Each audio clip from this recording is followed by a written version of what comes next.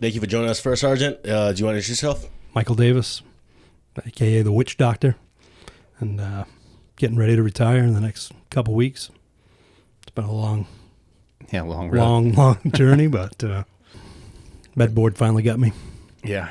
So when did you finally get started? Like when did you join originally? Joined back in 85, 6 months out of high school, not knowing what I want to do with my life, and saw the commercial on TV, earn money for college, and I was like, I guess so. Walked into the recruiting office, and they were just like, yeah, come on in, we'll hook you up. I didn't know what I wanted to do. I didn't know anything about jobs. My dad was in the Army when I was born. He was stationed at Pentagon in the 60s, and but by the time I was old enough to be aware of things, he was already out, and we lived in Maine.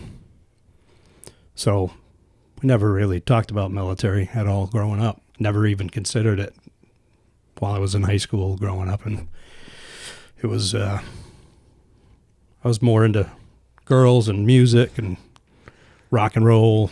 Yeah. AKA the Witch Doctor, right? Yeah. That's where that came from, right? Yeah, that was been my nickname, Wow.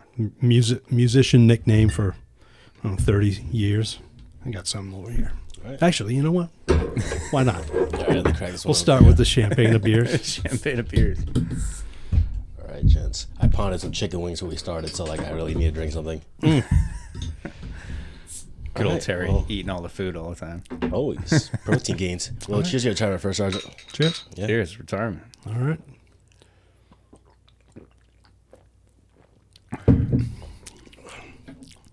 That's good. The champagne appears. Yes, sir. So you didn't know anything about the National Guard, huh? I didn't know anything about the Army. And the recruiters were trying to figure out what I wanted to do, and I just said, pick something for me. And hey, how about be a unit supply specialist? All right. Went off to basic, Fort Knox. It was not too long after they filmed Stripes down there. So everywhere we went, drill sergeants be yelling, screaming at you, and then all of a sudden there'd be a break. Hey, over here on your left, this is where they film the scene where Bill Murray and Dan Aykroyd, or Really? was it? Yeah, damn. That's crazy. Awesome. Like so you got drill sergeants, but at the same time, they're being drill sergeants, but they're also like, hey, if you look to your left over here. Yeah. Wow. That's Like trippy. they turn it on, turn it off, just on a whim whenever they pass by something. But when we pulled into the reception station, it was the exact building that bus pulled up in front of. wow. It was the That's pretty wild. same barber shop where they had their first haircuts, and then a lot of the training sites, like the hills that we road marched up, the obstacle course that Yeah. That's where pretty cool. where the drill sergeant got shot out of the Yeah. out of the tower, and it was pretty cool. And What year was this? I was 85, 85. Got it. and then from there I went to Fort Lee, Virginia, and to do the unit supply thing. And then the last part of that course was small arms repair, and so then I just remember being at the PX one day. The riggers school was down there too, so there were airborne paratroopers around, and I went to the PX one day and I saw a guy in OG 107s, black beret, spit-shine jungle boots, and I was like, what is that? What is that dude right there? That's an airborne ranger. And I was like the song? You heard this, everybody's heard the song as a kid. Song, yeah. I want to be an airborne ranger. And I was just like, that's what I want to do. Yeah. That's some good marketing. It's like psyops. Well, that's why they gave him the beret and the boots. They were just like, let's Yeah. get these cool guys out there. Yeah. Yeah. So I finished the school, got back. I was an armorer at a drill sergeant unit in Saco, Maine. And but I knew right away that I wanted to be a ranger. I didn't know much about it. I just knew that there was a cool song, and that guy looked badass, and there wasn't internet or anything to do any research really. So I just kind of picked up. I remember seeing an article in Soldiers Magazine one time about Ranger School, and I just decided, hey, that's what I want to do. I started asking questions, and commander gave me a conditional release to begin the enlistment process over again. And I went through the whole process again at MEPS and sat down with the guidance counselor and, hey, so what do you want to be? It's like, I want to be an infantry airborne ranger. And the guy's like, no, you don't. So, yeah, I do. No, pick something else. I said, I don't want anything else. Well, no, you're going to be bored with that. It's really hard. Pick something that you can, like, you qualify for literally any job in the Army. Pick something you can have a nice skill making money on the outside afterwards. How about a guided missile repairman? I was like, no. Sounds a little boring. Yeah. So the guy was like, all right, if you're not going to budge, let's at least look at the other jobs available with the Ranger contract. And he showed me radio operator, showed me combat medic, and then the last one was a fire support specialist. And there were lots of big explosions in that video, and I was like, all right, Yeah. let's go with that. So I had to go reclass, went to Fort Sill, reclassed as a forward observer, 13 Fox. And then from there to airborne school, from airborne school to Ranger Indoctrination Program. And then got my orders for 2nd Ranger Battalion, Fort Lewis. Then you earn your black beret at RIP graduation. You think, yeah, I'm a Ranger now. Got my scroll, and you get to Fort Lewis, and you're walking around main post at the reception station, like, yeah, look at me. Yeah, right. And then you get off the bus at battalion, and all the windows open up, like fresh meat. You get humbled real quick. Oh. And then starts the process all over again. Like, hey, just kind of making sure you belong there. Yeah. Like, do you have what it takes to actually do this every day? Yeah, trying to weed them out. Yeah. It's so that was another eye-opening experience, but pretty quickly I was accepted and was part of the team, and then the fun stuff started. Just as an FO in Ranger Battalion, we didn't have artillery like we learned at Fort Sill. We had 60 millimeter mortars, and I was like, that's not going to do much. Yeah. No. And then we're like, oh, no, hang on. And go out in the field and, we're control inspector gunship tonight. Cool. Yeah. And then a month later, all right, we're going to go out and work with 160th SOAR, and we're going to call in close combat attack with little birds, cool. Miniguns, rockets. Yeah. And these guys are like, I remember calling these guys in on there's a tree line, and there was some engineer tape wrapped around the trunk of a tree out there on the calling. You call them in, big picture to small picture. Do you see the east-west opening and about 3/4 of the way to the north? There's got it. And then okay, that's your target. And you look and you make sure he's pointed at the target, cleared hot, and that tree just disappeared. I'm like, wow. The videos are right. Yeah. And so the guy, he did a bunch of runs, and then he came and landed on the OP, and talked to us, and kind of like do hey, here's what works best for us. And if you do talk to us this way, it's easier for us to work with you. And if you want to go take a look at the helicopter, go ahead. I go over, I'm started looking around in the cockpit, and I'm expecting to see, the X-wing. Yeah. Buttons going, everything everywhere. The target, lock on. And I'm like, what do you guys use to sight? He's like, look on the windscreen, there's a grease pencil mark. Like, we all know what our zero is. It's so many rivets up and so many rivets over. And that's where we put our grease pencil. I'm like, you're dead balls accurate with a grease pencil mark every time. That's amazing. That's pretty cool. And they're like, yeah, well, we've been doing it for a while. Yeah, and they train and train and train. So that was great. And then, pack your bags. We're gonna go to San Diego, Coronado, and do Naval Gunfire School. And they put us in the same barracks with the buds, who all wanted to fight us. Yeah. Sure. Yeah. I'm gonna kick all your asses. Like, dude, no, you're not. But they all thought that they Yeah, could. yeah. And we had our fair share of fights down there at the Gator Gardens Club across the street, and it was a good time. By the end of it, the school, you make friends with a few of them, and you get that mutual respect going. But we'd spend a week in the classroom and then go out to San Clemente Island and call in live naval gunfire and just watch giant football fields explode out there. That's awesome. On the island, and so that was our meat and potatoes. All that firepower. But then you come back and you go to the field with the infantry guys, and they were always kind of on you about field artillery. Yeah, nice cross cannons. Like, yeah, okay, cool. And they'd get pissed off because you weren't pulling security at the halts, and you weren't on the perimeter in the patrol base, and you're doing rucksack flops. And like, dude, you're welcome to carry my rucksack, because when I first got there, we were short. So it's usually a 2-man team, an FO team. And you split the gear between the two of you. But so now I got everything the infantry guys got, but the PRC 77 was spare batteries. KY 57 Vincent was spare batteries. We had a laser target designator that was enormous with spare batteries. Those batteries were like 5 pounds apiece. Yeah. And then you had the laser rangefinder, which is like the big giant Luke Skywalker binoculars. Mm-hmm. And then we had these bombing beacons that were about the size of the old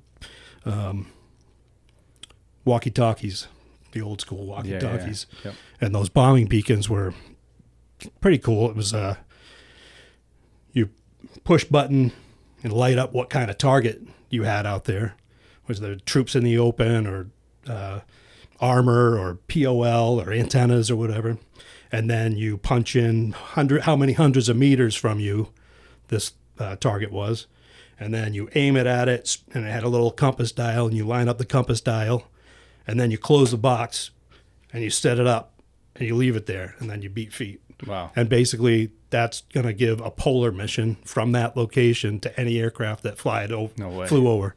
And you could leave, and that would be, I don't know how many days it was good for, but aircraft could fly over, get all that information, and know, okay, from that location on this azimuth for that distance, I got this target, knew what munitions to use and everything. And so we had carrying all. I couldn't even close my rucksack. Our rucksacks would tear off the frames, and then after a couple line doggies, I could carry a rucksack. About 15 minutes, like, oh, my team leader wants me to get my ruck back. I'm sure they do. Yeah, definitely, right. But man, it was super, super hard work, but man, best years of my life were spent there. Some of the greatest guys I ever met, who are still great friends of mine, and actually a couple of them coming out to my retirement ceremony next week. That's cool. We still get together. I'll go out there to visit them, California, Vegas, Colorado, Connecticut, and vice versa. They come visit me all the time. But that's pretty cool. Yeah, it's that brotherhood. Once you guys have been in the infantry, you get that bond with those guys that you went through hell with, and it's something that it's for life. Yeah, sometimes stronger than blood. Yeah, it's true. It's true. Amazing experience. Yeah.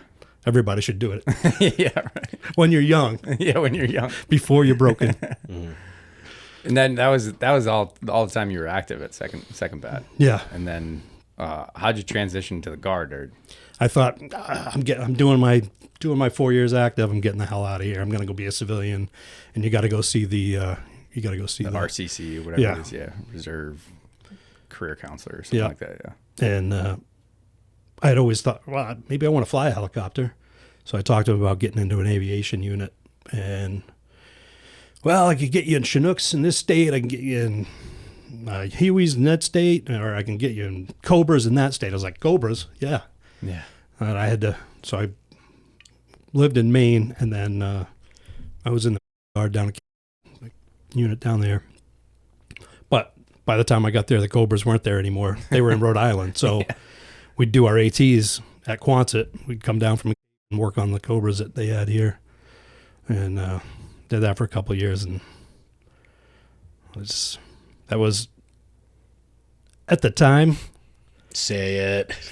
The National Guard had a bad reputation, and in my opinion, that reputation was accurate. Yeah. And I'd show up there, I'd drive 3.5 hours to get down there to drill, and be told, go find some place to hang out and relax. Like, Yeah. I just drove 3.5 hours to get some training. Like, I want to do stuff, and then other times where they would put me in charge of the crew working on a helicopter, and hey, give out the jobs on the bird to do today, and and the E6 would always, hey, who wants to volunteer for that, or who wants to volunteer for this, and I did a little different. I was like, you're doing this, you're doing this, you're doing this, ready, go. And this kid stood there one day just staring at me, and I was like, did you miss what I told you were doing? He's like, no. I said, okay, you're going to get busy. He's like, I don't want to. Jeez. What do you mean you don't want to? Like, I don't want to work on the tail rotor gearbox assembly. I'm like, well, that's your job today. Tough.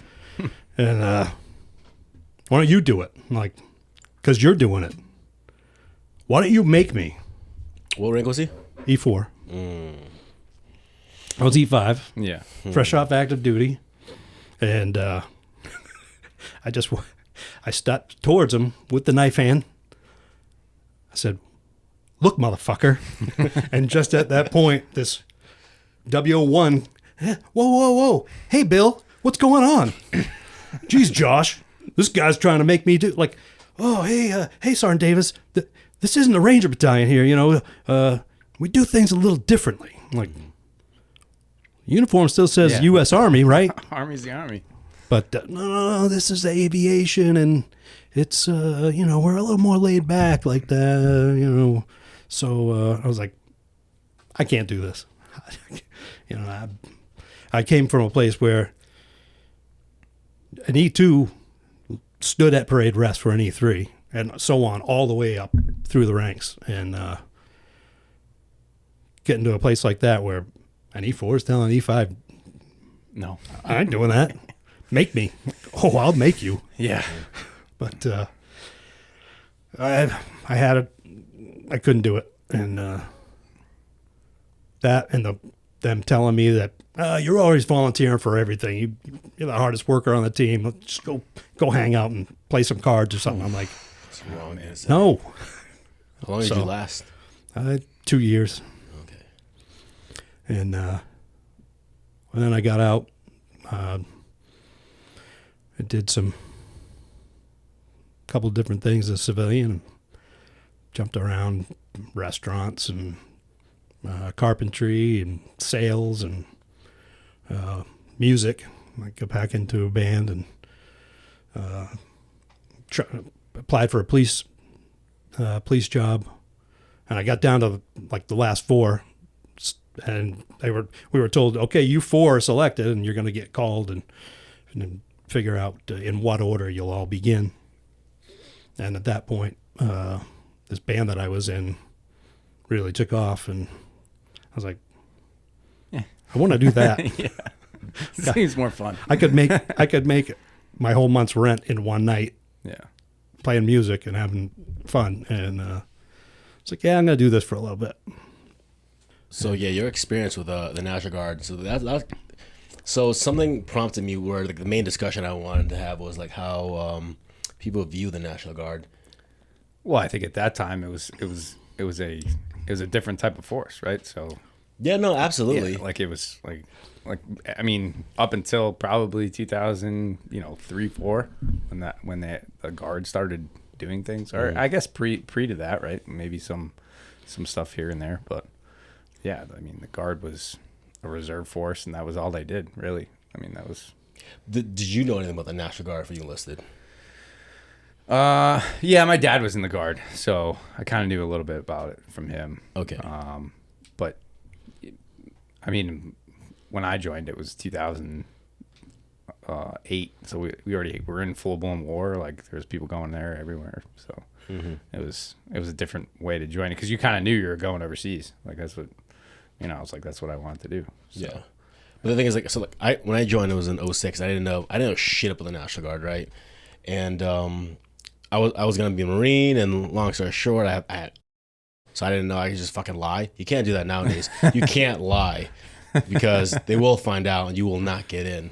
This is gonna be either the recruiter's favorite video or recruiters just fucking hate us. You don't lie. You just have to talk selectively remember.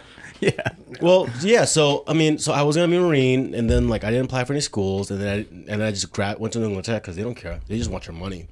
And somebody, I'm not gonna say his name. He's still in, but he was like, "Why don't you just join the Guard?" And I was like, "They'll give me a gun." And they was like, "Yeah, because I just want to kill Taliban." So I joined the National Guard, but I didn't know anything of it, and I honestly didn't know it was like a military entity. Like I've heard of it, but I've always heard like not good things about it. But to me, that was like my last ditch effort, you know. And we've been in since like it's been nothing but war. Yeah. So all we know is like everything we do is train for war, for the real possibility of war. And so to me, it's like you would assume like our reputation has gotten a little better, but I think it's not any better than what it was when we. Yeah, but I think off active duty, like when we have, because we have a lot of people that come to the unit I'm in now, still off of active duty, and they get to the unit and they're like, "Oh shit, you guys do things," like, and they maybe have a picture of like the National Guard where they're just gonna show up and have beers and barbecues and stuff like that, but like they get here and we're still doing the thing, and I think that's. I think that's it's like almost like a surprise for them because they like get it and they're like, oh well, that's kind of weird. Well, that's the thing. I'd hope this video helps it not be a surprise. So like I'm not here trying to like beat our chest and be like, the National Guard we're not a bunch of fucking pussies like you think we are. It's maybe some of that will hopefully like educates anyone who thinks otherwise, but I think I really want to do is I want to have a real discussion of what the National Guard is for the actual layperson that doesn't know anything from active duty to National Guard, where it's like National Guard might be the place for them.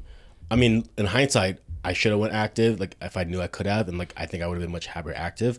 But the National Guard has been really great to me. Yeah, well, I mean, there's a different aspect too. So like when you join a guard, right? You join the state guard. Right.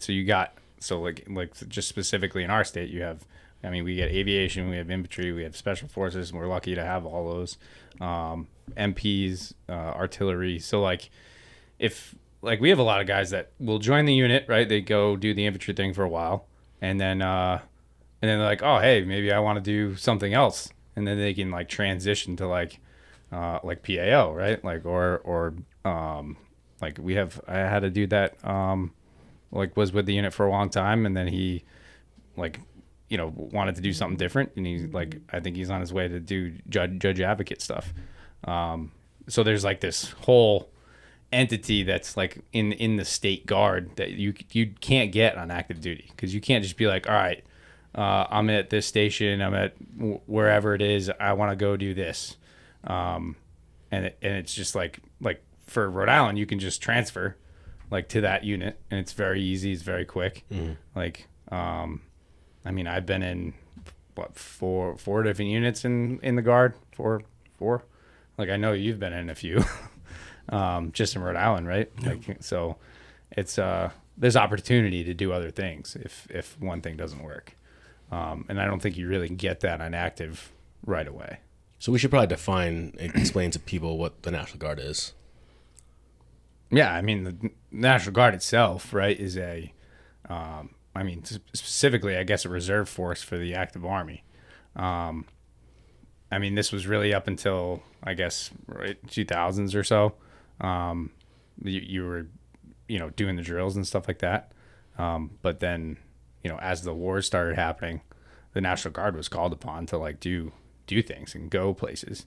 And they became a more kind of like a feeder force for the active army, right? So they could position the Guard in a certain way. I think that's what worked out at least for the conflicts that we had. Right. So like so when people think the military, they're thinking active duty, Army, Marines, where it's like you are a soldier, you're a Marine, you're a sailor full time, 24/7. Like that's what you focus on. But the National Guard, what we do is, yes, we go through, when we enlist and we sign up to be soldiers and airmen, we go through the same training initially, but then we go back to our civilian lives and we train 1 week in a month, 2 weeks a year. Not always cut and dry that way. Some units are more high speed than others, but that's the difference between National Guard. Active duty is 24/7 doing their operations and their training, and we are living our civilian lives, but also trained. And there's also the dual purpose of guardsmen. Yeah, I mean, there's a lot of guys like when I got in the Guard, I did a counter drug program. So like I joined the Guard and then started working full time for the Guard. I just got, they call it ADOS orders, right? So active duty operational support. And so I got a job working supply. I did that for a year, and then after that, like I got a job with counter drug, and essentially I was doing like a DARE program for the schools in the state. And I did that for almost 5 years before I deployed to Afghanistan. So like there's these weird things in the Guard that like I don't think a lot of people know of, and like the ADOS is huge. I mean, the money now is a little weird, but like at the time it was pretty good. It's unexpected to an extent. Well, I mean, aside from ADOS and being AGR, I think I'm getting to the point of like how, like, as a National Guardman, a National Guard soldier, our mission is obviously you go federal. So like the president says, hey, National Guard states, like you're deploying, Afghanistan, whatever. But then there's also state. Whereas like there's a hurricane or for whatever reason, the governor decides. Floods. Yeah. So like the governor is also, what's the title? Well, yeah. So you swear an oath federally, Yes. right, to the United States, and then you swear an oath to the state. Right. Well. And so the National Guard, that's why if you're watching the news and you see a lot of National Guard soldiers, that's part of our role. When something happens domestically and particularly generally within your state, then you respond. And I think that's actually cool, man. I mean, as a National Guard, like, Katrina happened and like soldiers all across the country went and supported, and even active duty, I'm sure. But I think that's really cool of our like our part of our dual role where we could deploy. We've all deployed before. Afghanistan. I don't know if you were Afghan first sergeant. Iraq, Afghanistan, yeah. Yeah, so we did those missions, but then I've also done missions where it's like COVID or like soldiers are setting up homeless shelters, and I think that's really cool as part of the National Guard. Yeah. Well, the National Guard comes from the early days of the colonies here, 1600s, and the very first National Guard was in was it Jamestown in Massachusetts, 1636 or yeah, that's right, 1636. But that's the thing is they're small villages and don't have their own army, so you were a farmer, a blacksmith, a butcher, a baker, doing fisherman, whatever during the day. That's your job in the community. But in case of Indian attacks or other explorers coming in, take up arms. I think it was 13 to 60 or 16 to 60. You had to be able to have your own weapon and be prepared to defend your settlement. And that was the National Guard. And that's what we still are. Yeah. But there's so much more now. Yeah. We do work for the governor, but also for the president. And after 9/11, it was guardsmen who were activated to be at the airports and the Port of Providence and guarding the ports of entry into the state of Rhode Island to make sure that there weren't any terrorists infiltrating into each of the states. Every state, I'm sure, activated their soldiers to protect ports of entry. And then since then, doing snowstorms and floods and hurricanes. And then the great thing about it, too, is during Katrina, different states sent soldiers down to help out the Louisiana National Guard and worked down there in New Orleans, and different guards came together to help, and they did send some active duty guys eventually too, right? I think some 82nd guys, and so but then at the same time, come up on your 5-year rotation, and all right, hey, Big Army looks at the board and says, well, we need an MP unit, we need an artillery unit, we need an aviation unit, and they pick and choose. And if you're on the board, that's how I got on my first deployment, was being part of the 173rd Long Range Surveillance. After 9/11, I came back in and wanted to do my part, but it was just what you did. And Rhode Island was sending like 6, 7, 8 units a year out the door to go support the global war on terror. And since then, things have slowed down quite a bit. But that's the great part about being in the Guard, is you are a part of your community, and you do whatever. The majority, the 90% of the Guard they're straight civilian. They work part-time. It's only 10% that are full-timers in the Guard that make sure that everybody's ready, the training's all set up, and things are running smoothly. But those 90% of the people, they're firefighters, they're EMTs, they're police officers, they're bankers, they're lawyers, they're people in the community who contribute to the state of Rhode Island in their own way. And then they're also ready to pick up their rucksack and go draw their weapon and go overseas for a year, if need be. Can I play a video real quick? So, are you guys familiar with Angry Cops? What is it? Angry Cops. He's a YouTuber, social media guy. He's hilarious. So, like, when I knew I wanted to make this video, I kind of like peruse of YouTube, see what they had. So I'm gonna play this video, and again, I think I wanted to make this video more about just like, I know we're biased, but like try to give an objective view as much as possible. So I'm gonna play this. Is this like making fun of the Guard? I'll let you determine. Can you believe what's going on in the world right now? Have you been shaving? Of course not. Every time I go outside, I just throw on a gas mask. Covers up everything. What are you watching? Meet the Press. Not true. Well, we've got military all over our state doing all kinds of great things, like You've got National Guard. You do not have the American helping military. with hot things like You've got National Guard. You do not have the American helping military. with You've got National Guard. You do not have the American helping military. with hot. Wait. I got this. Get him. Operator Sam is back, baby. And I'm about to drop some knowledge on you.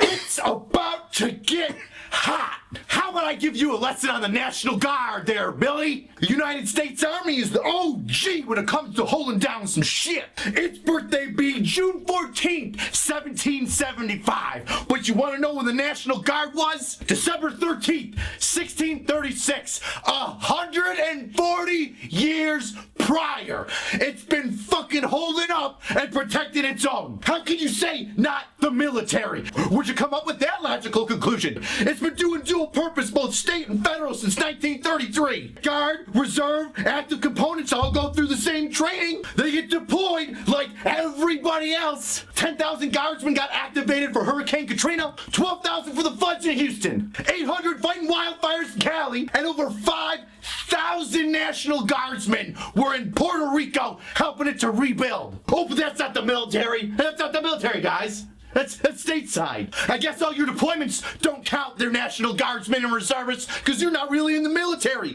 So the 600 individual soldiers that have given their lives throughout the Iraq and Afghanistan conflict, they weren't in the military. They only made up 1/10 of the overall casualties. Just 1 in 10 person that passed away, that was a non-military member. You gonna go up and tell that to Tim Kennedy? Huh? UFC fighter? Special Forces guy? Texas? National Guard? You gonna tell him he's not in the military? Bill, the previous best Ranger competition was won by a team of National Guardsmen. One of them placed second in 2014 and 15.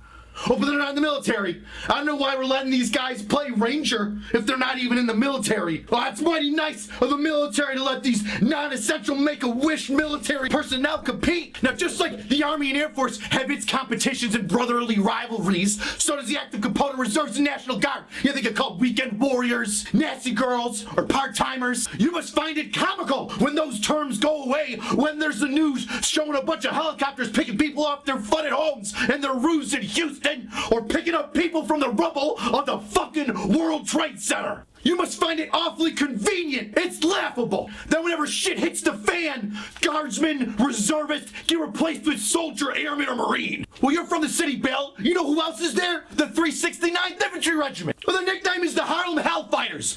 They're in your area where their motto was, "Don't tread on me, goddamn, let's go." I'm sure you know those non-military members. We probably shouldn't call them veterans. I'm sure everybody there loved how you just scoffed when you said that's not the military. Better not let the 34th Infantry Division hear that. Red Bulls! How could these non-military members occupy 16 provinces in Iraq? My bad, 18 provinces in 2009 and 10. You must not know anything about your city, because you can take a walk down to 11th Ave at the Javits Center, where the National Flippin' Guard has set up a 1,000-bed hospital. You know what the city did?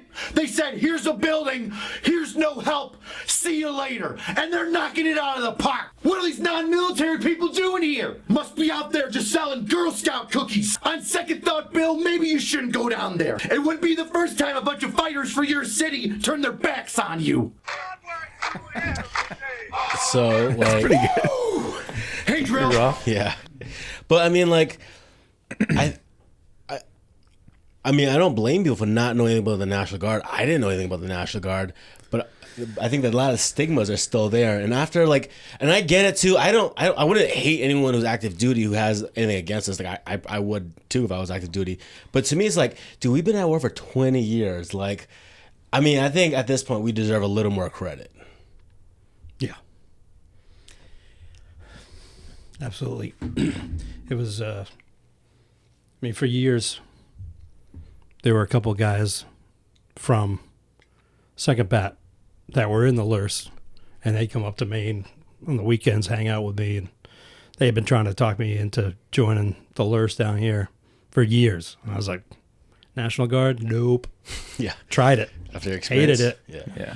And I tried and I just wasn't going to have it after that experience I had. And then 9/11 happened, and I was in the city the night before for a concert. And I remember leaving town on the train, heading back down to the Jersey Shore, and train coming around the bend, and there's the towers all lit up. I was like, wow, that's pretty cool. And the next morning they were gone. And where I lived, you could see the smoke blowing from Manhattan down the shore, and this brown smoke trail just off the coast. And I was sitting there watching it on TV saying, I got to do something. I almost jumped in my car and drove to Ground Zero. I wanted to help start looking for survivors. And do I go give blood? And then I call my buddy Skinny. You ever heard of the legend of Skinny from the LURS? I don't know. Yeah. He was one of my he was one of the FOs 2nd Bat with me, and he was the one that kept trying to talk me into joining. And I called him up. I was like, "They looking for guys? Because I guess I should come up and at least find out about the unit." And yeah, I'll set it up. I drove up to Camp Fogarty, met my recruiter, Jim Huff.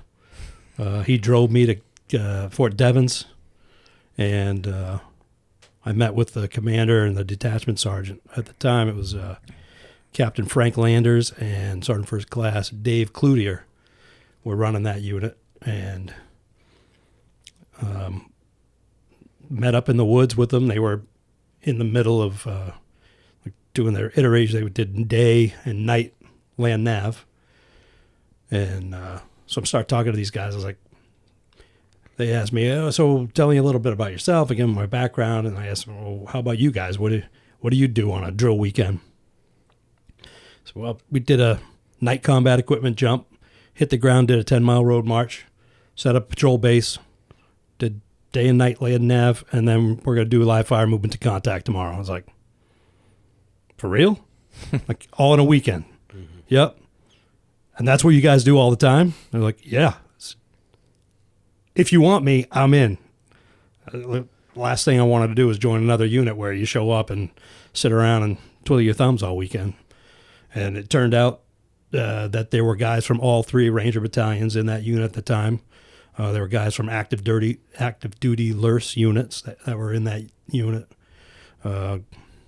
Guys who had been gone through the Special Forces training team stuff, and it was a great mix of soldiers. And I was like, if it's good enough for all these guys, I can give it a fair shot. And I was enlisted by January of 2002, and some of the training we did was, I remember doing a movement after a rainstorm. It was raining for like 3 days, and there was a little break during our infiltration, and we had this movement through Big River training area, and I was the assistant team leader pulling up the rear, and one of the other guys, second bat guys, was kind of walking along as our observer, controller. We were being evaluated that weekend during that AT. Chris Donahue was his name. Just Cause vet, great guy. He was one of the guys that was always trying to talk me into joining, and he and I are kind of whispering while we're going through this. It took us 2 hours to go 100 meters because the terrain was so ridiculous. And it's pretty bad out there. I turned to him and I was like, dude, this is harder than anything I ever did in Ranger School, harder than anything I ever did in Ranger Regiment. This is ridiculous. Why am I doing this right now? I wanted to quit. Like, I wanted to quit every day at Ranger School too, but like now I'm volunteering to do this part-time. Like, what am I, crazy? But then when you're done with it, you're like, damn, this is some real stuff that we're doing here, man. Like some real good training. And I was hooked. We'd go out and train on the weekend and maybe get 3 hours sleep the whole weekend. And then I'd have to, when I left Fogarty, go to the parking ride and take a nap before I hit the road back to Jersey Shore. And because I wouldn't have made it. You got no sleep. You just went constantly nonstop the whole time. It was great, great training. But still, you're just National Guard. Mm-hmm. And it wasn't till the first group went over OIF 1, had a bunch of guys volunteer to go with the MPs, went on that first trip over. A bunch of LURS guys went. And then while they were gone, we get our NOS to say, hey, get ready. You guys are going to go to Kosovo. I'm like, all right. And then a month later, it was like, just kidding. You guys are going to the Sunni Triangle in Iraq. Yeah. And we're like, Sunni Triangle? What the hell's that? So we did a little research, and we're like, oh, we're going to the shit. Yeah. And, but none of us were worried about it because you knew that every guy in that is 56-man detachment, and every guy deserved to be there and could pull their own weight because we trained like we fought every drill weekend. And it wasn't, show up and let's hit the motor pool or let's go play some cornhole or have a barbecue. It was grab your ruck, we're going to the field, and we'll be back in 3 days. All right. So the guys were well trained and went over there and executed some pretty awesome stuff we did over there in Iraq. Yeah, it was like a divisional asset too at that point, right? Because you took on to another division, right? Yeah, we were task force, or it was Area of Operations Liberty. So it was Tikrit. It was from we up to Beji, and Tikrit was where the division headquarters was, but we did our basic mission over there was terrain denial. We had to stop the IEDs getting put in, the landmines, VBIDs, because people were getting hit almost on a daily basis. It was at the height of the insurgency. It was it was nonstop, just explosions rocking the area multiple times a day. And we had a 56-man detachment. We're like, let's come up with a plan. And we had a great commander, Colonel Mike Manning, who just retired last year. But he had a great vision on how we could take care of what was going on over there. And he had great NCOs that he trusted to. It was NCOs that were running the patrols. There were 2 officers in the entire detachment, and they seldom were they didn't go out on mission sets with us. So it was E6s who were running the show out there. E6s and E5s running the Lurch team. And we shut down enemy ops everywhere we went. And hey, great job, guys. Now pack your shit, and we're going to move you to this city and that fob. And we want you to do the same thing here. All right. Move there. Hey, great job again, guys. Shut them down. Pack your shit and move over there. And okay. And Dave Raymond, he coined the term whack-a-mole tactics. Because we'd whack the mole here, and they'd pop up over there, and they'd move us over there, and we'd knock them out there, and they'd pop up over there. And, wow. And it got to the point towards the end of it that some of the civil affairs guys had some guys that they were questioning, and the locals were saying, there's 2 units that we're afraid of. The trucks with the stripes, which the SF team had big giant tiger stripes on their trucks, and the team and the guys with the green flower. And that was us. We had a 4-leaf clover on our gun shields. And they saw that 4-leaf clover roll into town, and they all just packed up and freaking beat feet the other way after a few months. And they were just like, nope, we're not messing with these guys. Whose idea was put the clovers on the trucks? What's that? Whose idea was put the clovers on the trucks? I think that was Colonel Manning's. We were call sign was Murphy. Cranking the dropkick Murphys everywhere we went. What was that? Is he a Boston guy? Yeah, his family's from Boston. He's actually teaching at Northeastern now. He's a professor up there. Yep. But his family's from up there, and that was it. Yeah. We were Murphy, and we were here to kick some ass. And we did. Flavor. Yeah. It was awesome. That's we had good. trucks getting blown up, rolling over tank mines, getting hit by IEDs, and miraculously, every single guy walked away with, heads rattled, shrapnel in their body armor, in their back plates, but everybody walked away with all their body parts, and it was a miracle because those poor guys from the 28th ID lost like 30 dudes, and they were on the last fob. We ended up Summerall in Beige. We were getting mortared every Friday afternoon. We were getting rocketed. We caught local police, dropping landmines in potholes right outside our main gate at that fob on the cameras. Like everybody was out to get us. Yeah. And but like I said, it's a miracle. All our guys came back. Yeah. You guys riding around soft skins, I'm assuming? No, I think we were the first group to get the 1114s up armor. We had a couple soft skins that we put the little plates, the little armor plating. We built little things around.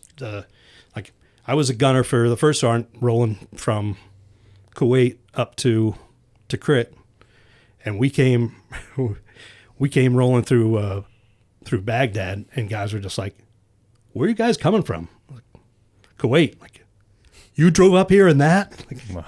Yeah. Like, giving us the sign. Yeah, like, right. oh, God bless you. And it was miraculous. Yeah. But it was just the guard, though. Wasn't Yeah. No big deal. Yeah. Yeah, it's pretty wild. Did you work out of a fob or a cop or? The first we started at Anaconda.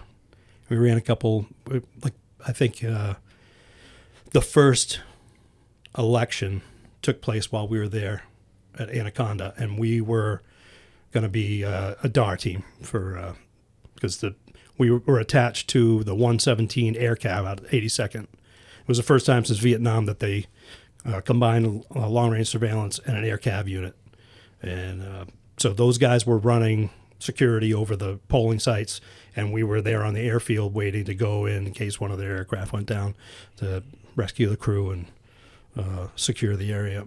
Luckily, nothing happened. Yeah. But that was our first mission, and then shortly after that, we moved out to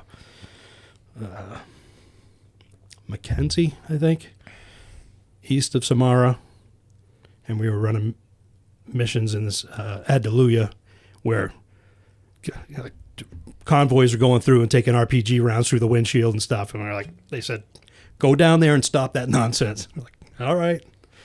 So we ran those missions for a little bit, and then Third ID caught wind of what we were doing. They're like, we need to borrow them over here. And then we went to the west side of Samara into Brassfield Mora, and we ended up running ops on Route Golden that ran between Samara and Fallujah. Those convoys were getting hit down there all the time. There was a guy who there was no way to get around. You had to go miles to get to the other side of this canal. There was no way to get vehicles on the other side. So he knew that I'll just stay over here. He had a motorcycle with a sidecar, and he put a 155 round in the sidecar and drive it through heavy vegetation right up to the side of the road. Had a little boat in the reeds, and then he'd paddle across, put the IED in, go back across, wait for a convoy to go down, hit him. And a couple of our trucks got hit that way, and there's no way to get after him. So we started, all right, let's I went down there with Josh Haywood and Joe Vosio one day, and we just started shooting pyro into those reeds on the other side, like trying to get rid of his concealment. And we'd set sniper teams in at night, overwatching some of the areas where the IEDs were in. And we took out a few teams that way, but eventually, I think, I don't know if I can't remember if we got moved before we caught the guy or he just stopped and moved someplace else, or I don't remember exactly how that happened. That was 20 years ago now. Yeah, Is there a mission that sticks? I'm sorry, Lapierre. I don't. No, go ahead. I'm just following my curiosity. Is there a mission that sticks out in your mind? It sounds like you guys are sounds like you guys are doing a little of everything. And I know obviously it's not always like you're doing a standard patrol or a show of force or trying to find an HVT. But yeah, is there a particular mission that stands out in your mind from that deployment?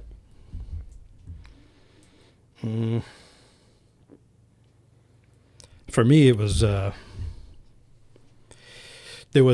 were a couple villages right outside Summerall, and then Route Hershey went out to Tampa from there.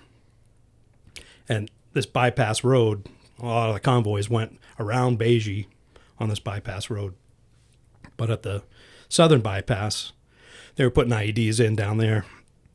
So that was one of our missions, go down there. And we were stretched pretty thin at the time, so usually most of the units went out there with rolling 5 trucks minimum.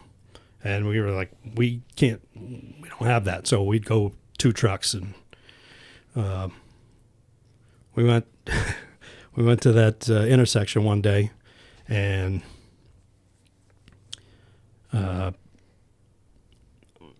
we knew we were going to be there for a couple of days. Like, let's make the best of it. And we're getting bored halfway through the first day, and we'd pull, we'd take turns in the turret.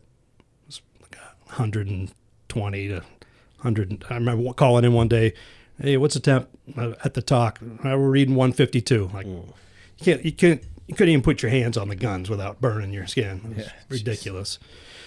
And but super hot. We'd be in the turret for an hour and then try to find some shade on your downtime, take a nap. And mid-afternoon, I got super bored, and I was like, hey, guys, everybody up and cover me. And I had my pistol belt on, and I put American flag around my shoulders like a cape. And I started running around the intersection shouting, USA, USA. Yeah. Just like, let's see if we can pick a fight. And all right, that didn't work. But that was the day they renamed me Sergeant America. And so a little while later, it was we had the 2 trucks. There was a sniper team that was in a hide site, because we would go grab them and insert them at night, and they'd overwatch that intersection. And we'd pull off and be like their QRF backup. What's so important about this intersection? Is this usually a hot That was the spot? bypass, with the bypass intersection. So all the convoys, to avoid going through downtown Beijing, they'd hit this bypass at that intersection. Got it. And so nothing's happening again. I was like, hey, let's see if we can rile some guys up in downtown at rush hour. So it's like 5 o'clock. Like, let's drive through downtown and the markets and everything and make it out of town. We go back. And now we go about a couple 100 meters south of where we were at that intersection to this old building that was abandoned. And let's sit here, wait for the sun to go down. So at the time it was at sundown was curfew. Like, you see anybody out after curfew, free fire. Yep. So we know if there are no mines or IEDs in, theoretically, when the sun goes down, there shouldn't be all night, because they're not going to be crazy enough to come out in the dark and try to put this stuff in right under our noses. And so we're sitting there, have a couple MREs, waiting, and then Phil Wagner, he was at E5 in the lead vehicle, and he's like, hey, I'm going to just take a quick run down Hershey and make sure that the road's clear. You cool just being here? The sniper team was within 100 yards of where we were, hidden somewhere. And I was like, yeah, I got those guys for backup in EB. And so they start rolling away from me. It was, I don't know, a couple miles down the road to the fob. And I went to relieve myself off in a hole and came back. And I opened up the front door. I started writing my patrol log. Say, okay, we moved to this location at this time. This time, Sergeant Wagner took his vehicle down to sweep Hershey, and boom, we start getting hit with mortars and RPGs flying past us, and we were about 150 meters off the road, and right across the road was this other village with a wall all around it. And I ran to the back of the vehicle.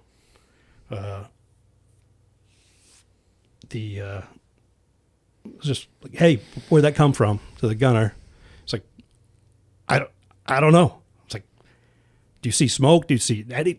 I don't know. I said, you see anything move, shoot it. I go to try to get back in the truck and get on the radio. And I pick it up, and Wags is on there going, hey, what was that? What was for dinner at the Chow Hall tonight? And they're just having a conversation with the talk, the Lurse talk back there. Like, oh man, dinner was whatever. And I'm like waiting patiently. Finally, I was like, break. Contact, RPG mortars, and mortars are going off. Also, back behind us, a ways back, was a police checkpoint, and they were hitting that with mortars at the same time. And at that time, Colonel Manning was home on his mid-tour leave. Colonel Fay was in charge. And he gets on the radio. He's like, how many of them are there? I'm like, I can't see anything. Where's it coming from? It's coming from that village right across the street. You going in after them? I was like, nope. They waited till it got dark and They're fortified now. like, no, this is obviously a trap. Yeah. And he's like, well, I got tanks in the area. I'll send the tanks to you, and you guys can go in there after them. I'm like, no, I love his aggression. no. I'm So not. he was the XO at the time? Yeah. Okay. So Sounds like Faye. yeah. I love it. So it's just nope. I don't know that village. I've never been in it during daylight. I'm not going in for the first time at night. And okay, well, if you change your mind, if they hit you again, we'll send out the QRF. You have the tanks, and we'll go get those guys.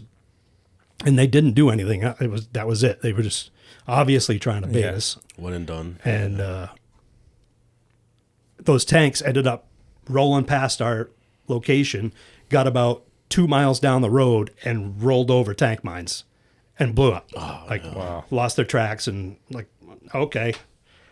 Obviously, Yeah. Did something. these guys are planning something. And then later that night, we pulled off. We waited. We got the sniper team. We put them in position.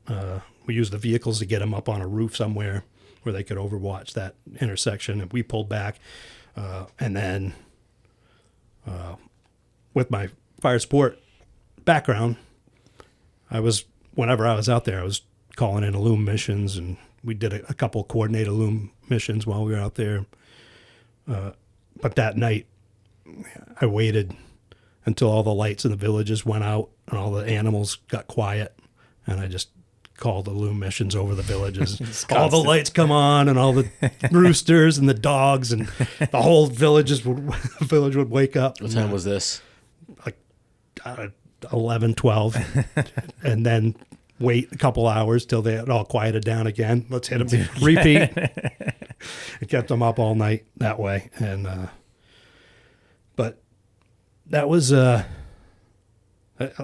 was one of those things. Like I just knew it was a bad idea to go in there. Yeah. And that was I think you guys probably heard about. There was the 28th guys who eventually, I haven't heard any they stories. went in one night. Those guys were doing that every once in a while. It was sporadic, but over the course of a month or so, they kept trying to bait somebody to go in there. And one night, the 28th guys rolled in there, and they had channeled all these roads to canalize all these vehicles to go through this one. Fatal funnel. And they had buried 55-gallon drums of explosives. Wow. Under this, I don't know if it was like a little bridge, or I never saw it, but those guys went in there, and I think one or two vehicles got through, and then they blew up one of them, and those guys, there was nothing left of them. That whole vehicle was gone, and it was our guys, Jack Shimkus and Tommy O'Hare's teams that went in there and helped recover the remains. And but what they had done was they set this up to draw people in here. They let a couple through, blew one up, nobody else could get through, and then they had an ambush set up along the river. Wow. They had boats in the river, so they fired up the guys that made it through before the explosion, and then all jumped in their boats and took off down the river. And I got goosebumps afterwards, because I was like, oh, they tried to get me that night to go in after them. Could have been you. I remember telling somebody this story, and they asked, why did you choose not to go in there? I was like, I just felt something was off. Yeah. And so part of that job being, you got to trust your gut a lot. And I'm glad I did. Yeah, right. Be a different story. Yeah. Where are those guys from, the 28th? Pennsylvania. Okay, so it was the same setup, same play. Like, hey, we're lobbing out some rounds or whatever, just get your attention, and they just kind of like took the bait. I think so they with the mortars, they were able to get the point of origin radar, and they're just like, hey, that's the same place they keep firing from. Let's go get those guys. Finally, it makes sense. You found the poo, and like let's go. We got it. We found them. Yeah, and it was a bad night for them. Yeah. And I think that Friday afternoon mortarman, when we first got to that fob, his mortars were hitting 1,000 meters out, but they were coming closer and closer every Friday. And finally, the week before we left, they landed mortars right in the middle of that unit's little wherever their buildings were. Yeah. Just only 100, 200 meters from where we were, and hit those guys the week before we left. And then the week that we left, that mortar guy had finally crept them in and actually hit the chews that we had just moved out of. Oh. I was like, Yeah, it's crazy. Some luck there. crazy stuff, man. The 4-leaf clover did some work. I mean, you would think that they would want to, like, if you could see them trying to walk in the rounds, but at the same time, it's kind of like it's just random. You know what I mean? Could move, but like, So just say it's any safer. that because it was happening every week on a Friday, it was just different times throughout the day. We had it. I think there were 4 or 5 poos that the guy used. There's all right. It's going to be at one of these. Mm-hmm. So I brought up a plan. It was my fire support training. I brought up to Colonel Manning. I said, hey, what if we got a full artillery battery here? What if we have each gun trained on one of those poos? Smart. We have a LURS team out there far away enough from the poo that when they hear that first round leave the tube, they call in shot over, and we immediately fire on each one of those poos and destroy each poo. We're going to hit the guy. What did you guys have, like 60s, 120s, or? No, they had artillery. Like they had 155s. Oh. Yeah, like, yeah. I'm thinking, okay, yeah, sorry. Yeah, it was a 155 battery. Yeah. And everybody thought, that's amazing idea. Yeah. And so I said, but it can't be like every other field artillery mission where, okay, well, clear the airspace. Let's clear the ground space. Do we have any friendlies in the area? It's got to be like, it's a no-go, no-fly zone all day long so that you don't have to go through all that stuff. Yeah. You have to be ready to pull the lanyard the second we hear the rounds leave the tube, because he dropped 3-4 rounds and then he'd be gone. And like, okay, yep, sounds like a plan. And I think Wayne Lynch's team was out there that day and heard the rounds leave the tube, called it in. Okay, fire. Okay, clear the space. Any friendlies in there? I'm like, Yeah. dude, that was the part of the whole plan. That was supposed to be cleared already. Yeah. And by the time the rounds went out, guy was long. He was back home drinking chai before the rounds even left the tubes. I was just like, I don't know shit about artillery, so is that like you just can't do that? It's not possible. I'm assuming. Well, you gotta. I mean, it's up to the air, whoever's owns the ground there. Yeah. Okay. Like it's up to them to be the safeties and make sure before artillery goes out that there's no aircraft flying over, that there's no friendlies in the area. But that was the whole reason why we're going to put it out to all the units in the area. Stay out of this area. Got it. Between this time and that time on that No day. fly zone at this. Yeah. It is. It just depends who's on the FDC at that point. Because like, that's the problem, is that you have an FDC that's going to be taking that fire direction control, and they're going to be like, so if it's like a dude that you didn't plan with, and he's like, all he's doing is regular procedures, then you're like, oh, that fucking sucks. Yeah. Well, the guy got away, and Yeah. That's pretty wild, though, that since we're talking about the National Guard, you join the National Guard, and you're like, you train for all this time to be like, do the Ranger thing, and then you deploy with a National Guard unit and then actually did stuff out there. Like combat. Yeah. And then you got a group of people that are experience to an extent, right? And then you come from all different backgrounds. Like, so you got some Ranger Bat dudes, some other dudes from wherever. It was kind of a big mesh of people. It was like we had the three guys who volunteered with OIF 1, came back and did a quick turnaround, and they were back out the door with us again. It was Wayne Lynch, Tommy O'Hare, and Steve LaFond. They went OIF 1, turned around, had like a month of downtime, and jumped back on and went to Fort Drum with us to train to go over there for OIF 3. So that was huge, having that knowledge. They already knew that. Because they had been there and seen. But, I mean, those guys the bad guys are changing their tactics based on whatever we respond with. Yeah. All right, we'll change it up and do this. So it's only so much that experience is good for. Yeah. Like we said, like, hey, how come we're not getting big body counts over here? Like, because all the dead dumb ones are dead. Like they were dead in the first year or two. And now they've all wised up, and now they see how we operate, and they're reacting to us, and so it was hard. And you never knew who they were.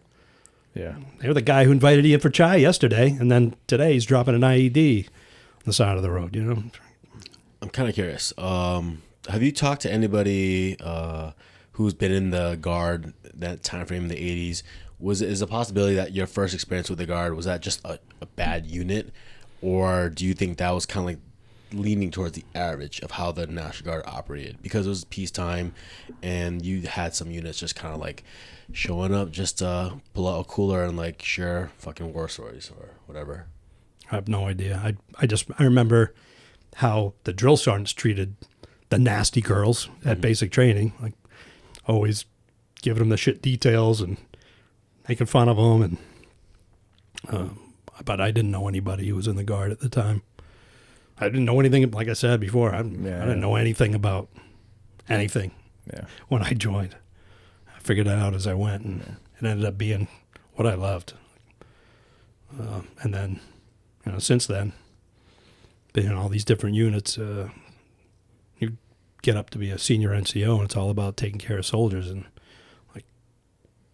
now you're trying to prepare the next bunch of guys to go and do that. Hopefully, you don't have to go do another mission like that again. But if they have to, hopefully you're able to prepare them and make sure they're well taken care of. And that's the hardest part about retiring for me now. Is like, I'm not going to be able to take care of soldiers anymore, and that's.